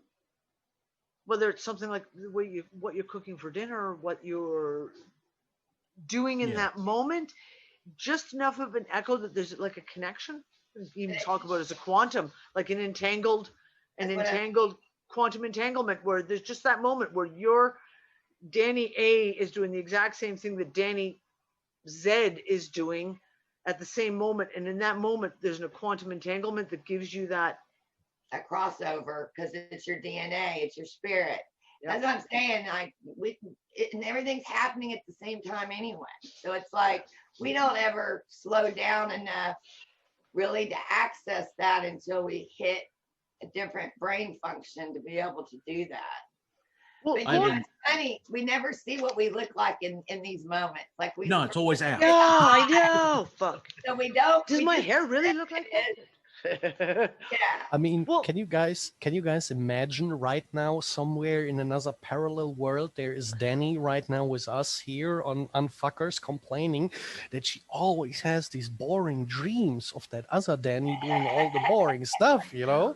Yes. Fucking breaking bread again, making soup. What is with that chick? So I was just saying this last weekend, okay? And Danny, you'll appreciate this. So I'm going to the movies. I'm gonna go out to eat. I'm thinking, oh great, I get to do something. So I go in there. I pull out my boots. These boots I got that at the time when I bought them, they fit me. When I go to put the boots on, I couldn't even get my feet in the boots. and let me say this: my right foot is a titanium foot. I have an ankle, fibula, and heel all infused. Okay, so I call it my club foot. It's a little bigger than the other one. You take it off and beat people with it? Yeah. So, but when I go to put it on, it fit my club foot, but didn't fit my other foot. And I'm like, I mean, y'all should have seen the look. Hold up a minute. I did. I had to give them away. I gave them away to my friend last night. I'm like, you just need to take these. They're not working for me. You know, like I but it's that moment where, you know that, okay, this is not, Does anyone else feel height change? Like don't. Just don't. No, not aging, getting shorter. No. I know what you're talking taller. about. I know what you're talking about. Yes. My hips have changed. My body's changing.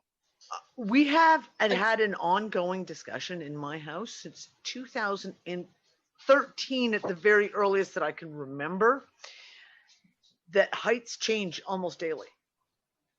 Like you have days, okay, granted, Quinn will come out and be wearing a pair of heels like this, and then she towers over me and she gets all like real cocky and shit. I'm bigger than you are. But literally there are those moments where you hug someone and they're here, and then you hug someone the next day and they're here, and you're both wearing, bare feet or slippers. And the other, when you have days when you get up and you go, am I having a tall day? And I've literally said that to Quinlan, going, I'm having a tall day. I feel like I'm having a tall day. And she'll come stand next to me, and sure enough, instead of her being like here, she's here on me. And I'm like, yeah, I am actually having a tall day. That's so fun. But we've talked about this to the point of it's kind of a joke in our house. We have like the measurements on the wall because the kids will be like, Kale, a couple of weeks ago was, Dad, I'm feeling tall today. You better measure me. But isn't it great that you participate in that energy every day so that can grow? Those are the kind of things that, imagine if all the kids got to do that. Got to be in that mindset, you know? See, we're just the possibility of anything. Well, we're naturally just badass. And we don't even know it. And we stroll along and we do what we're told. And you might do as you're told. I really not good at that. Well, I mean, but you know, now it's a problem for them. That's why they're doing all this, y'all. I mean, it's so insane. Okay, hold on. First of all, Christy, did you want to go on about the tall thing and the height thing? Well, because it's confusing. I'm supposed to stand at 5'8". My husband is supposed to stand at 6 feet. And there are days I am barefoot. He's in his slippers. He's supposed to be 4 inches taller than me. And he comes into the kitchen. I'm cooking dinner. And I'm not even looking across eye to eye. I'm actually looking down. I'm like, can you stand up straight? And he says, but I am. No, you're not. You must be slouching 4 inches. And you don't look like you're slouching 4 inches. And my pants are still hitting my ankle bone. I know. What is going on? I don't know. That goes back to my whole thing of like, what the fuck is this reality anyway? Because, you know, I got questions. Very quickly, I've written a sketch because we're doing some work with some animators because, you know, it's cheaper on the sets. But the idea is like, I mentioned to Andrew that Bashara said that humanity are masters of limitation. And he tweaked that and said, no, we're grandmasters of limitation. I just went to, my comedic brain went to an awards ceremony. And for the winner of Grand Masters of Limitation, humanity. And then off screen, I'm not going up, you go up. No, we're not good enough. We shouldn't get this. You know, we're even denying the award. We're limiting ourselves for actually winning an award for how great we are at our limitations. That's a great and I think that's what we... That's great. Yeah, and I think that's what's happening as well is our limitations are drifting off and we're realizing that. Yeah, when we came to the School of Limitations, we're all like, oh, okay, what does that mean? Oh, you're going to find out. Oh, you're going to find out. Oh, you Can we throw that one off too? Just add that to the list. Just we'll take that with the board game. The we'll have that be the go to jail on the Monopoly game that we're throwing out of the game closet. I agree. Totally. That's what the system's been doing. Every time you ask questions and move forward, they put limitations on you. Now it's like, well, I'm tired of you. I can limit myself. I don't need your help. Go away. Okay, but going back to kind of like what we were talking about, the DNA question, right? I've hypothesized for a lot of years. Before you go into that, give me 1 second. Give me 1 second, Christy. I have to make a pun joke about the height changes because I noticed something this weekend that was actually pretty weird. I wanted to get smashed, so I had some smoke and I, for a long time, had another beer again, and I was sitting here and wondering what the fuck is going on.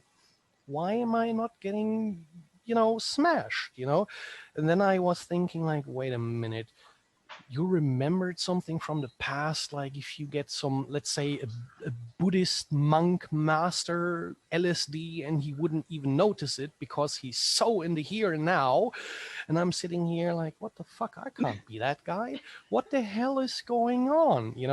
And then I was thinking like, could all the stress with my mother and all the shit that is coming in right now is forcing me to be in, I don't know, this rock in the ocean that gets smashed by waves but doesn't move and doesn't feel anything. What the hell is going on? And I was wondering, actually hoping you guys had the UnFuckers discussion today, because that was one question I had to ask, and Christy, you reminded me about that. Has anyone else noticed something like that? No. Hey, let me say this. I cannot drink. I'm a lightweight. I'm a cheap date. Yeah, me too. That's why I love beer. I know. I had a chocolate martini, and normally those will just ask Maury. Those will put one of those. I'm good. I had like 2 of them, and I was like you, and I'm smoking my weed in the car, and I'm just like, what's going on? I don't got an answer for you. Exactly. I'm still too hyper. So no, I get it. Now, there's an answer for both of you, Dassy and Dawn. Oh, You- Jizz? Instead of being out in the limbs of the giant wheel, you're in the center, and therefore you're not moved. You know what I'm Yeah. talking about, both of you. Yeah, exactly. I mean, Great. see, Wouldn't that be I'm great if floating we all back and forth drink between the a center and the pint- outer wheel. drink It just together sounds like a we're all. pint? It just sounds like we're all turning into Legolas in the Lord of the Rings film, where he has that drinking contest with Gimli, and he's like 17, pints of beer. I think I can feel something. Meanwhile, Gimli's dribbling on the ground because he's passed out. yeah, but see, this is the weird thing. I mean, I would expect something like that from like literally a Tibetan monk master that mastered all the shit, and then there's me like on the opposite end. You know what I mean? Like as far away as possible. Way, You know, depending on what you're ingesting, because like alcohol's a depressant. But if you're trying to get a high and you're on a high vibration, you're kind of already there, and so the drug's like, well, I don't have to do anything here. I'm just going to be expelled tomorrow. Thanks for nothing. You just wasted your money. Hey, I got a question for everyone. Hit me, Earl. I've been having this where I'll eat, then after I'm done eating, my nose is just like running, sneezy, and it's like it's the weirdest thing. It's happened like within like this past year. No more pepper for you. No, it's not that. It's like anything. Like I can like at breakfast, dinner, lunch, and all that. Listen. I know I don't get the sneezing type thing and that, but food affects me every day so rad, and my eldest daughter as well. You eat and you feel, whether you feel way too full or you feel like you've eaten, and I've literally had, we eat an entire meal, like a big ass meal, and an hour and a half, you're like, I'm starving.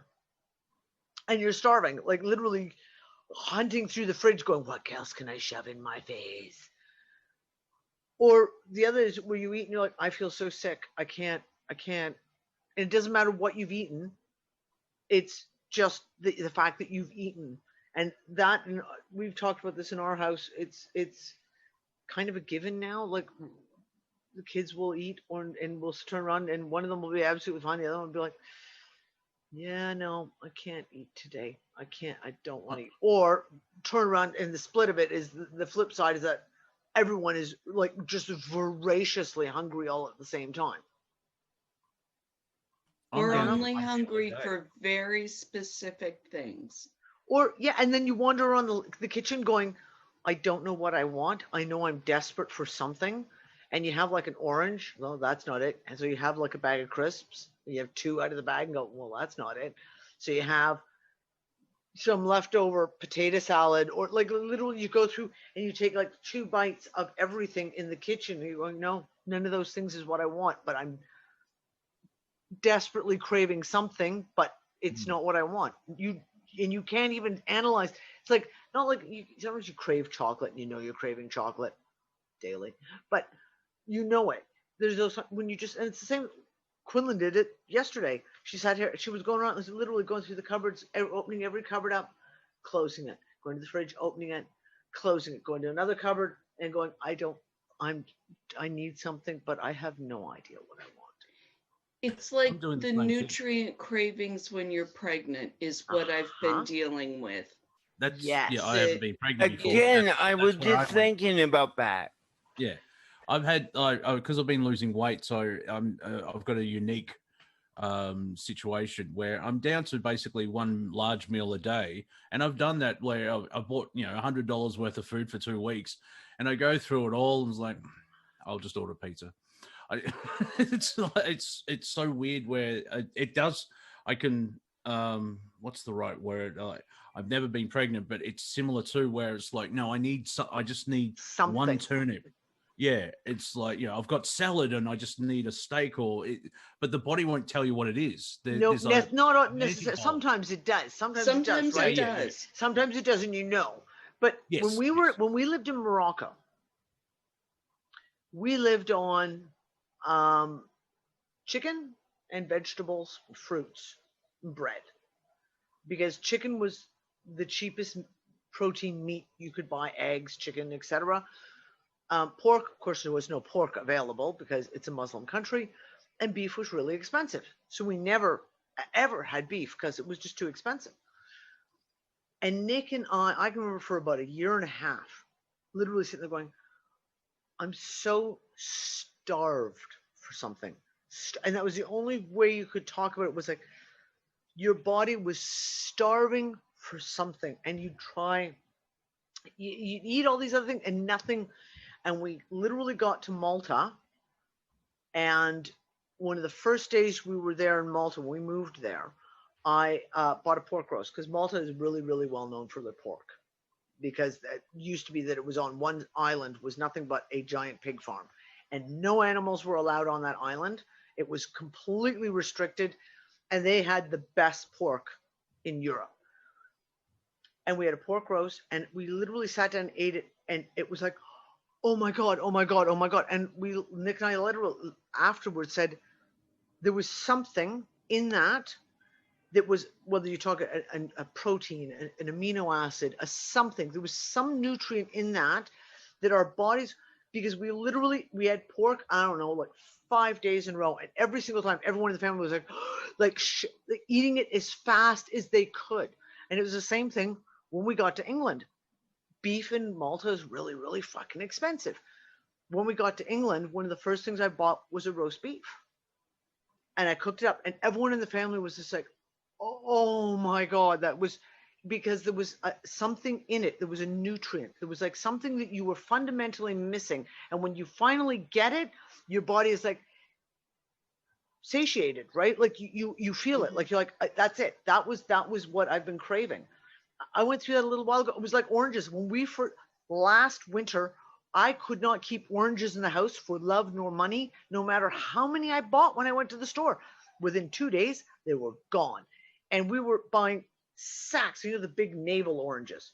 We were buying 2-3 bags of them because that's all anyone wanted. It was like, that was the craving. It was like, and it wasn't just vitamin C. It has to be oranges. There's some above and beyond vitamin C. There was something in the oranges itself that your body desperately wanted. And then, of course, everyone stops eating them. And you end up with 3 dozen oranges that everyone's decided they don't need anymore. Oh yeah, I'm tired of throwing out food because like, oh, I can make salad, and then 2 weeks later, this is rotting. Shit. Yep. For the last 2 months, it's strawberries, and it's only me. And one of my daughters is in love with blueberries. So blueberry season, we harvested enough blueberries to allow for her for the winter, but I only picked the standard amount of strawberries. And the blueberries are in the freezer, the strawberries are in the deep freeze downstairs. I'm like, okay, fine, I'll eat the blueberries, they'll be fine. No. Someone in the house will suffer the wrath of the out of her mind mother if strawberries are not ingested. Nick is that way with raspberries. Nick cannot get in, and it's been years, and it is Nick's, it's his piece. And we literally went to the store today, and they had a little freaking thing of raspberries. It was like that big, and it was on sale last day of sale. It was still £1.70. And there was like, I don't know what, 12 fucking raspberries in the packet. And I picked them and I smelled them and I was like, I'll buy them for you, but you're not going to like them because when they've got no scent at all, like there's nothing. And he bought strawberries instead. He was like, okay, those raspberries look really nasty, but there's some strawberries here. Maybe that'll do it. When we were in Canada, he drank raspberry juice. He drank raspberry juice every single day. And that was his thing. There was something in raspberries, and I have it as well. With the same thing all summer. We ate raspberries and blackberries. Well, luckily we had blackberry bushes all around the neighborhood every single day. Now I'm fine. I don't care one way or the other. It's like I got I met my needs, if you will. Can I ask a question? Because you just made me think of this. I've noticed really in the last week, really big time, maybe a little longer, but I'm making a lot of different choices that I don't normally make. I'm doing things different. It's weird. Like I'm noticing I'm doing it a lot. Huh? Yeah, a little bit. That about themselves. Something's, you're not doing things the same. You make different turns. You pick different things. It doesn't come across as you're not predictable. Yeah, there's no predictability in it at all, but it's completely natural.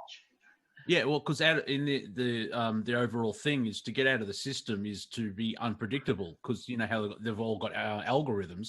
So maybe your subconscious is like, go for the lamb. Oh, I'll have lamb today, and it breaks their algorithm. It breaks the algorithms. Yeah. Like this weekend, I got invited by some people I went to high school with, and it was so great. We went and a friend of mine got a bonfire thing in his backyard, and we created a big ass fire. We were listening to 80s music, smoking weed and drinking beer, and it was the funnest fucking time ever.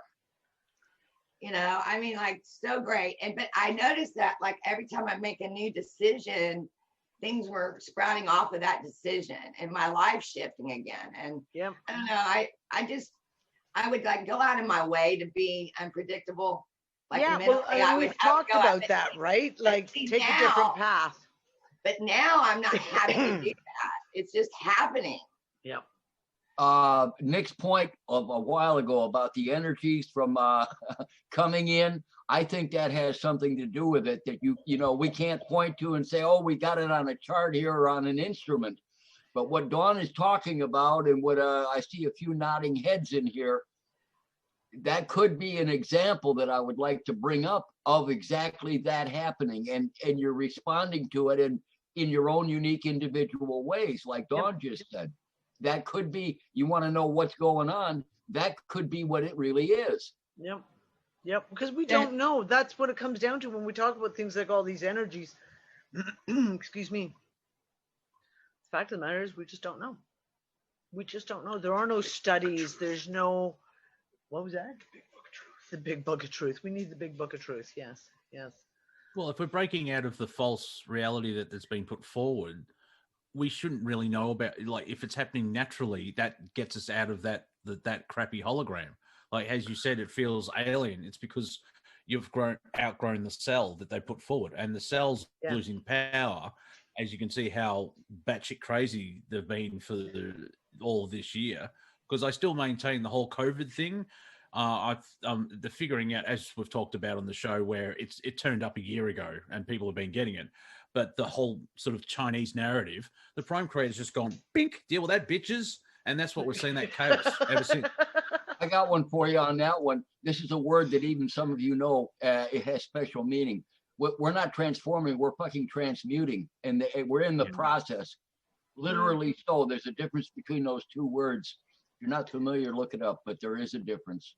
Yeah, and we're leaving their holodecks leaving us because we're not engaging with that energy. Or no, we could look at it like this, like the show Devs, because in Devs, you have your character line. The character, it's set into the system that the character does certain things, and we would all be considered characters.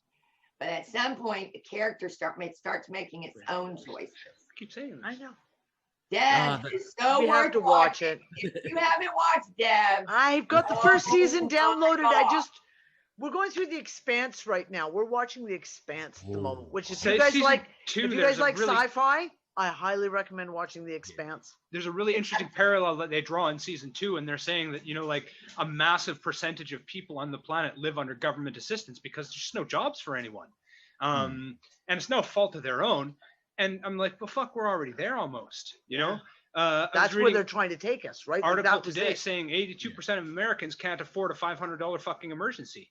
And I'm like, well, what point do we say the middle class has been fucking erased? There is no middle class then. That's what we said, right? Like, if 85% of Americans or 82% of Americans cannot afford one $500 emergency, that's an alternator. Your alternator blows in your card, there's $500. They you said break an that ankle. they're saying that we've lost 60% right now. But they keep pushing lockdowns. They want more. Fucking Joe Well, Biden's that's trying what- to fucking. So I mean, how many people are going to commit suicide? How many people have to lose everything so you don't have to live in fear? You know, like, I mean, that's worse. So But why? You know, there's like fucking what's the end insane. game? Exactly. And getting out of that is what we were talking about before we went dark. Is like with devs, you're fucking up the program because you're exercising your free will, even if it's subconscious. Like, I'll buy it, whatever. Or, you do that change. You're unpredictable. There's an element of free will. And like how we started the show with, unfortunately, people are moving on. They've exercised their free will. Unfortunately, they didn't have enough information to find a different way of moving forward. Yep. We're like that famous meme-worthy lab rat that keeps fucking with the experiment. Yeah, Yes. I'll be Pinky. You can be Brain. No, seriously, you haven't seen that meme? There's a fucking experiment. I can't remember what the number they gave to the goddamn rat was, but when they were trying to run maze experiments, he'd turn up like a drunk idiot and fucking, then after they take him out of the maze, he'd be just fine. He'd fucking go get the cheese or whatever. And he was literally fucking with all their results on purpose. Hey, Monty, We are literally that dickhead rat. That's my spirit animal. Yeah. We're done with this experience and we want something new. We Monty, just need a new experience. Don't they call that a daemon? A daemon is your spirit animal. Daemon. So everybody's daemon and would be different. Don't y'all remember that show? Damn it. I can't think of the name. I don't remember. Oh, There's his dark also materials. his dark materials. His dark material. His Dark Materials. I've never seen it. Oh my gosh. it's also like that in the Crystal Compass. Yeah. Damn it. Can't we do Sunday watching again somehow? Can we all pitch in and watch a show? I need Damn fucking it. internet to do that, darling. And that's the problem. Like, literally, I had a conversation with Nancy yesterday, and it was a Sunday morning. And even though it was morning, it was better. But because it was the weekend, it was like we kept dropping, and she'd freeze, and I'd freeze, and it was just like, fuck. But don't you live in like the forefront of a Western civilization? It's Yeah. been completely fucking handicapped with that extra chromosome of COVID-19. It literally is a society with Down syndrome right now. And I'm fucking serious when I say that the government said the fucking departments that are supposed to process shit like IDs and fucking national insurance numbers, they're all fucking carrying an extra chromosome That's right the now. one thing that one Sorry to all thing that's people with Down syndrome. I'm not calling you a government. I'm sorry. I know. Well, that's what I say. Like the whole like every system this year has been proven that it's completely flawed, shit house, and doesn't work. Hey, Monty. Like, Yeah. Monty, your point of a few minutes ago, and you're still on it, whether you know it or not. You got to think in terms of Dolores Cannon's point of view, the separation, or Rose, Yellow Rose from Texas is another one that's talking a different angle on the same thing. Yeah, that's what's really happening, and you're not in the ballpark of the ones that are going with the AI, whether you like it or not. I think you like it. The reality is that they're going a direction you're not going, and vice versa. And that is what's really going on. And I want to call it for what it is. There is a separation going on, and they cannot be harmonized. Yep. They're polar opposites. Yeah, that's that division. And I also want to have a whinge. Do you know how hard it is to date in the division? Oh, I wish Gail was here. Holy I fuck, wish hope you have a Gail body was condom. here. Oh, listen, everyone's been yelling at me since 2015 that I should create the UnFuckers and Unite Singles Club. Like a dating platform for UnFuckers, because everyone has learned their lesson. It is impossible to date someone who's a muggle. Yeah. It's impossible right now. It's like normies. No, like muggles. Maybe 5 years ago you could have kind of okay, but you can't anymore. It is not physically, emotionally, mentally possible to date someone who is not on the same page that you're on. And Mhm. it's made it real fucking difficult. All my single friends right now are like, that's it, joining a monastery. That's it. I'm like done. I'm not dating anymore. I'm not even gonna try to date Okay, yeah, anymore. I'll give it that being a hermit doesn't help. So, Yeah, you might No, want it to leave the doesn't house once in a help. while, Monty. Just saying. I'll leave you and your fancy ideas. Leave the house. You'll meet someone. Blah blah That shirt blah. you're wearing may be a date to the last time you actually left the house.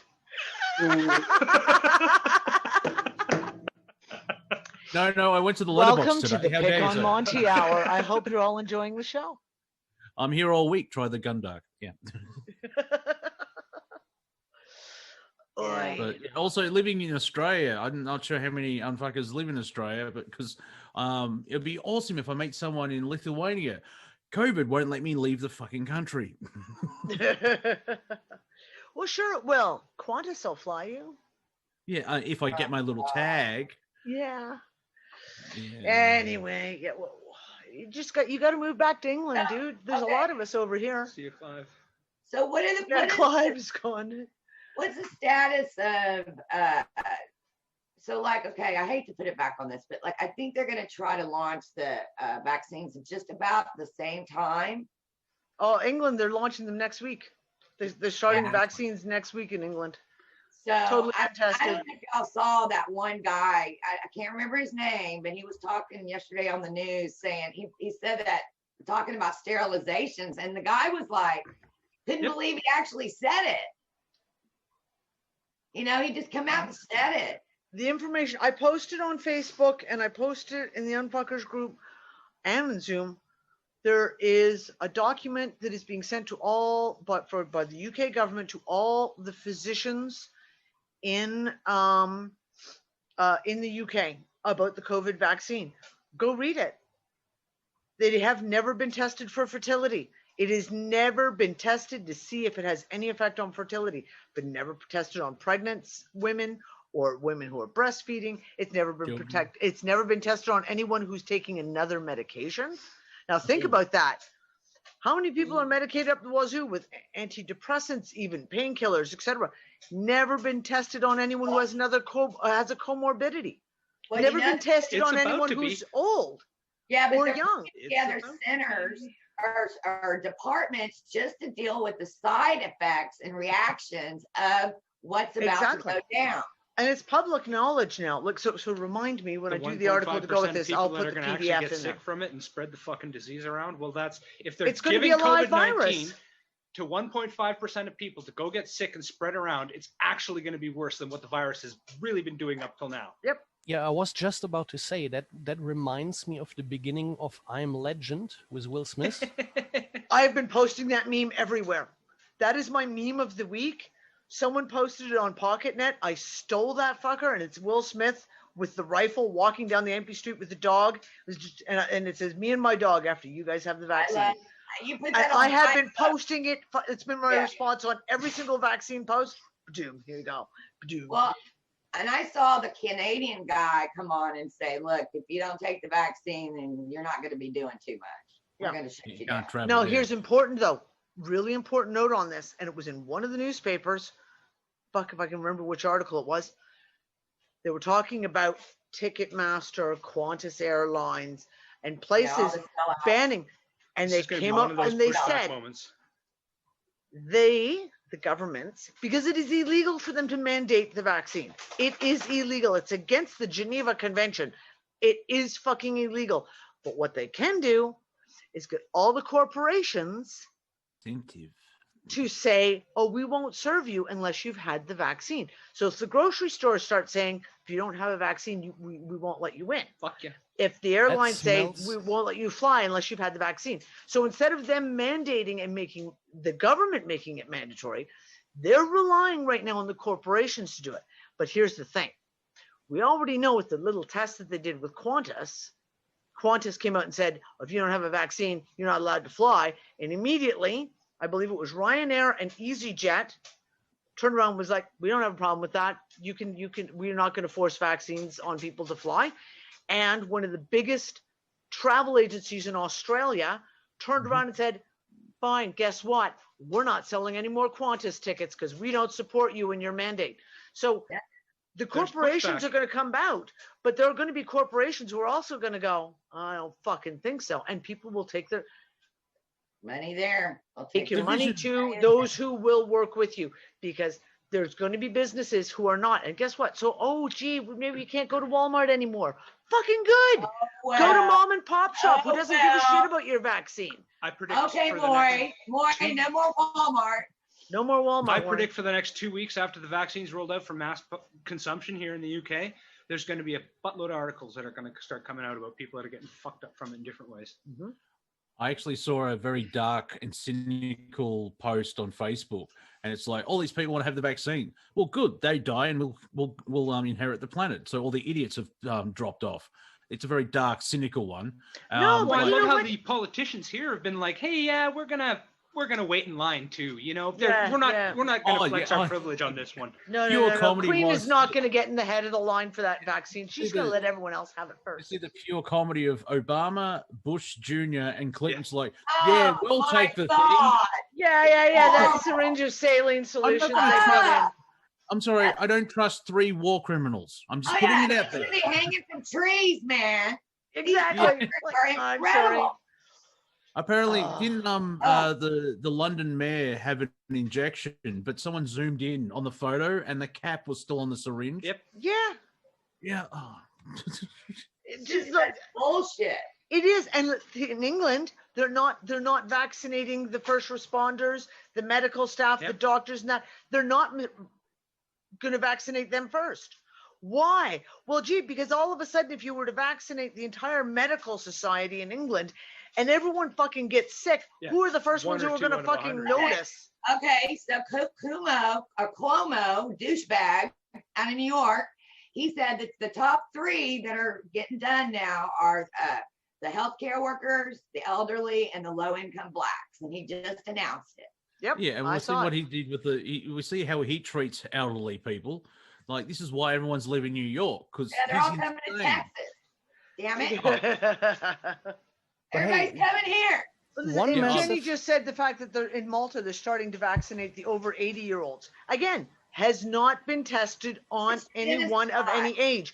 The That's people genocide. they tested that vaccine on, the AstraZeneca one, the one AstraZeneca. AstraZeneca one in here in the Oh, in UK. the UK, Jen just clarified. No, in the UK. Yeah, sorry, in the UK. Thank you, Jenny. They picked only people who were healthy, who had no comorbidities, who had no autoimmune diseases, who were not old, who were not nothing. This has not been tested on anyone with anything.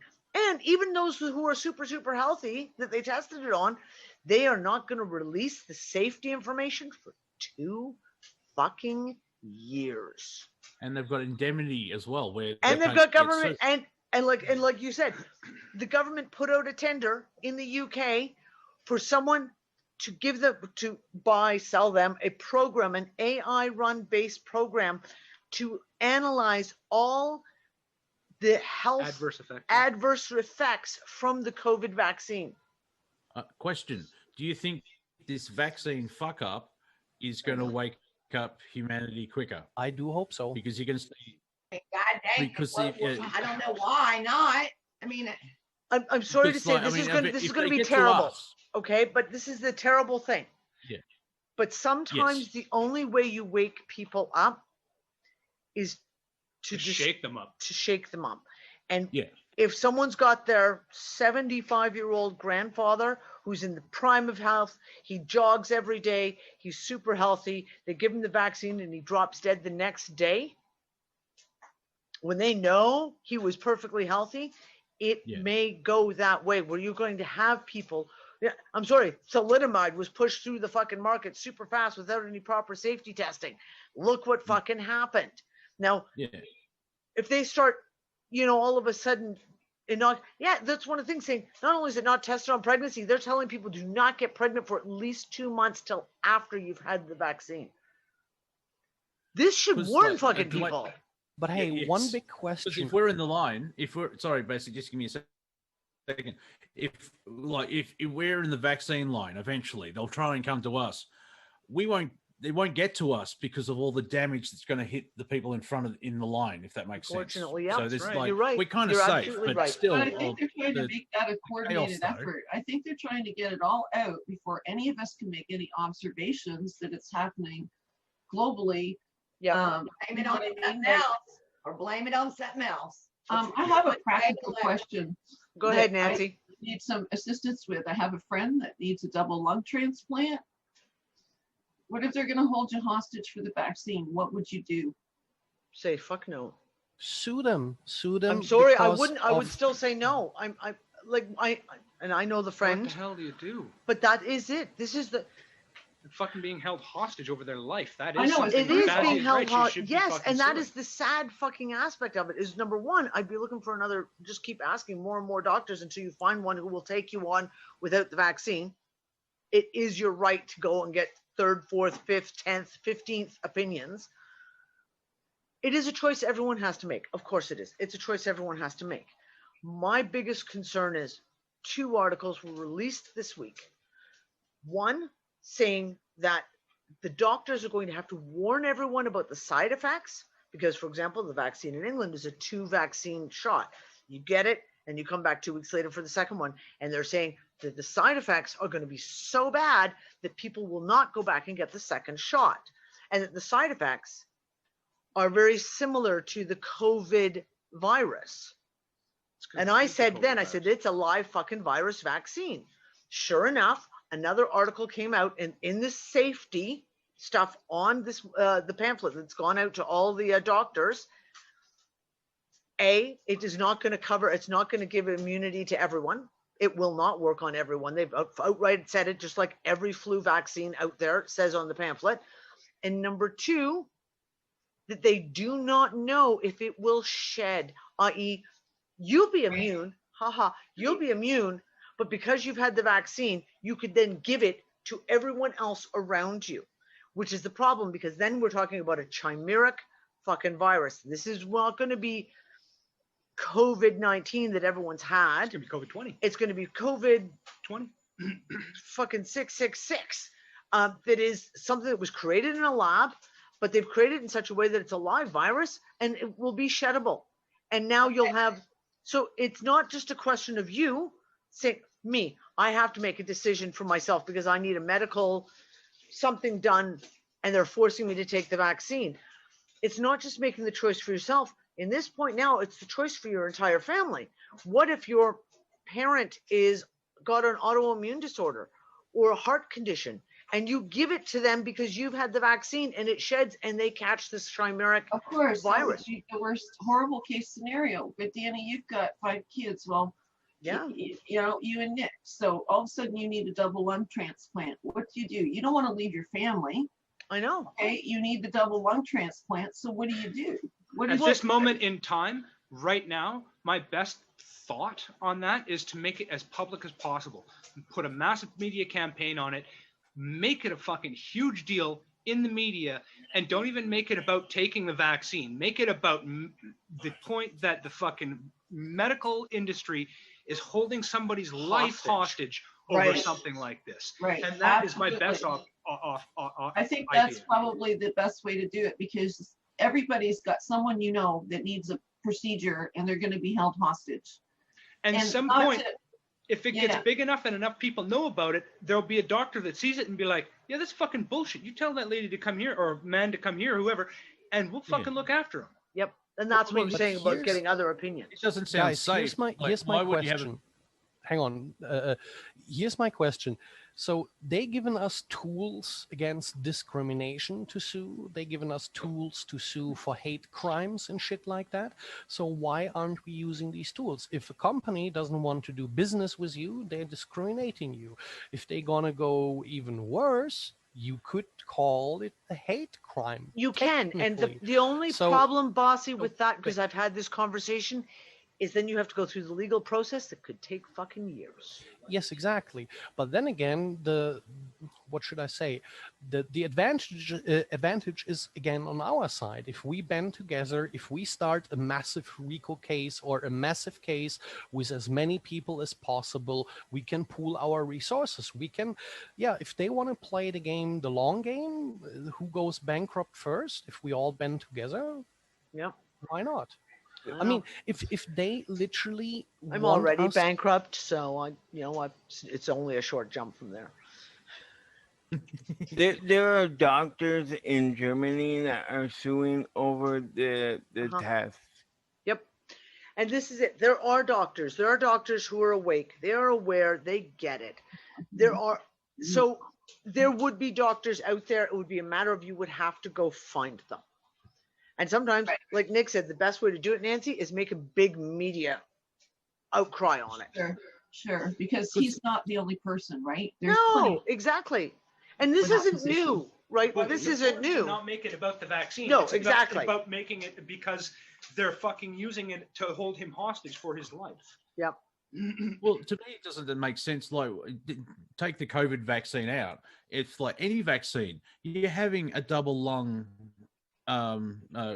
transplant. Transplant. Thank you. Why would you want to put in anything else while the body's healing anyway? He's not going to go like, oh, change my lungs. See, I'm leaving tomorrow. Yeah, like he's going that to be would stuck in. The fear, MRSA. It doesn't sound safe. There's all these things that could come up. So many medical things that could come up with this. To add another brick into the equation, it doesn't make sense, though, does it? No. No, it but doesn't at all. nothing about this makes sense. Like Nancy, that's the thing, right? Like, as we talked about yesterday, you and I. But the problem lies in the fact that we're in a medical system that we don't pay for privately. We're in the public medical system in Canada, and then also right in the UK. Do you not have? So your options, you can go for second opinion to other doctors, but now are the doctors going to be held for ransom if they don't toe the line? Like Absolutely, they will. Absolutely. But we are seeing the pressure valve is loading, and the pressure is building. More doctors, more nurses coming out, speaking against everything, and as that's building, just over this last year, that is going to start making a huge difference. Because whereas before, doctors maybe would have stayed quiet, now they're to the point, there's a lot of doctors out there, medical people who are going, fuck no, this is wrong. This is wrong. And when they know the lie is being pushed about it's a deadly pandemic and it's killing all these people, and they know differently. They know it's not. And then they watch this vaccine being pushed out, and let's say they're incentivized by the government or the medical society, and they get that letter saying, and you'll get paid X amount of money for every vaccine you give out, or blah, blah, blah, blah, blah, because God knows they do it with all the other vaccines. That's going to be an alarm bell. And you're going to have even more doctors and nurses who are going to go, whoa, just wait a second. We're seeing it now. We're seeing nurses who are losing their jobs in England because they're coming out publicly and saying the truth and talking about it. We're seeing doctors, etc. Like someone was just saying about in Germany, there's a whole group of doctors who are suing the German government over the COVID stuff because they've called it bullshit. What? Holland as well. So what is this? I'm sorry, Monty. No. So I was listening to the Kev Baker show last night, and he had a man on there named Charlie Robinson. And Charlie Robinson made a statement that in the US, they're not coming out with a $1,200 stimulus check, but instead they're going to come out with the $1,500 stimulus if you get the vaccine. Can anybody bet that and verify that? I haven't heard anything. I've heard that's been thrown like around, but that's I'm not just sure. hearsay. Charlie Robinson is really good. He does his homework, so he's not going to throw a statement out there lightly like that. I was just curious if anyone in the US had heard that. I'd heard it too, Nancy, but I don't have it verified, but I have heard that. Okay, so we don't know if we can verify that. The point is, what the hell is the big push with the goddamn vaccine? Is it money or is it control? What is it? Money and control. I think it's both. Financially dying they need the money. We know, like I said, we know that they use vaccines, H1N1 vaccine. All these vaccines have been used as a monetization tool to actually create money within a system. And the system's dead. The system's completely bankrupt. Now, if there's truth to the matter of this whole great reset, that the IMF is going to be the one doing it out, then whoever controls the IMF is saying, we're going to give you this money to do $1,500 per person, but you have to have them, everyone has to be vaccinated first. So the people, the citizens scream, we need our money. The government goes, well, okay, well, the IMF is going to give it. So, okay. And then you have to have the vaccine. We don't know. We won't know until it starts happening.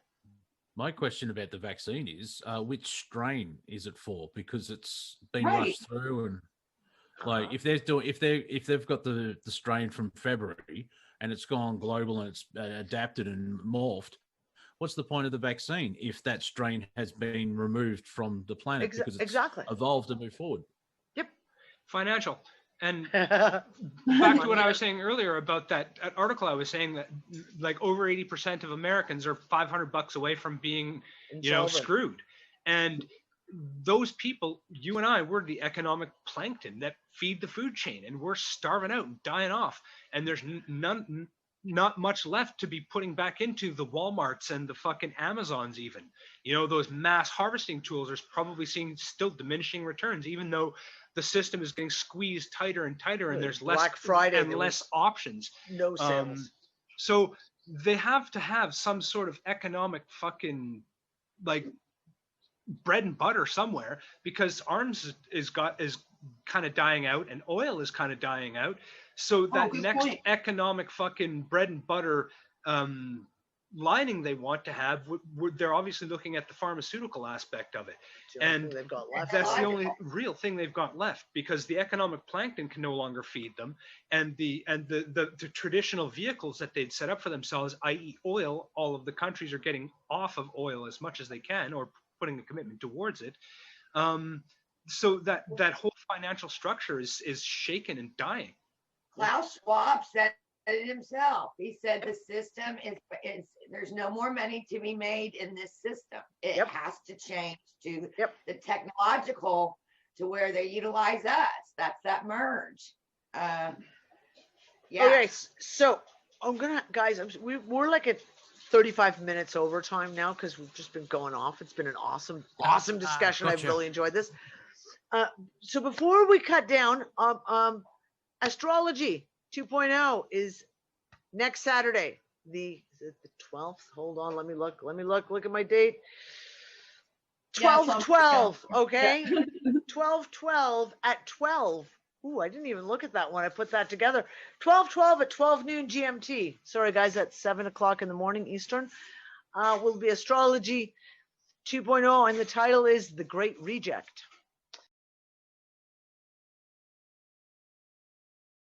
So it's going to be a good discussion. I'll be up anyway. Yeah, there you go. You'll be up anyway. So anyways, I want to thank you guys all for being here. We had a great conversation today. Fuck, that was a good one. We had to make up for missing last week. That's all. I will see everyone next Monday for the UnFuckIt discussion. I will see everyone, if you can wake up that early, for the astrology show on Saturday. Okay? Bye, guys. Bye. Isn't the right one? Not too sure if I got anything left. Look for it at the right time, but it doesn't seem to come. Or do I get distracted?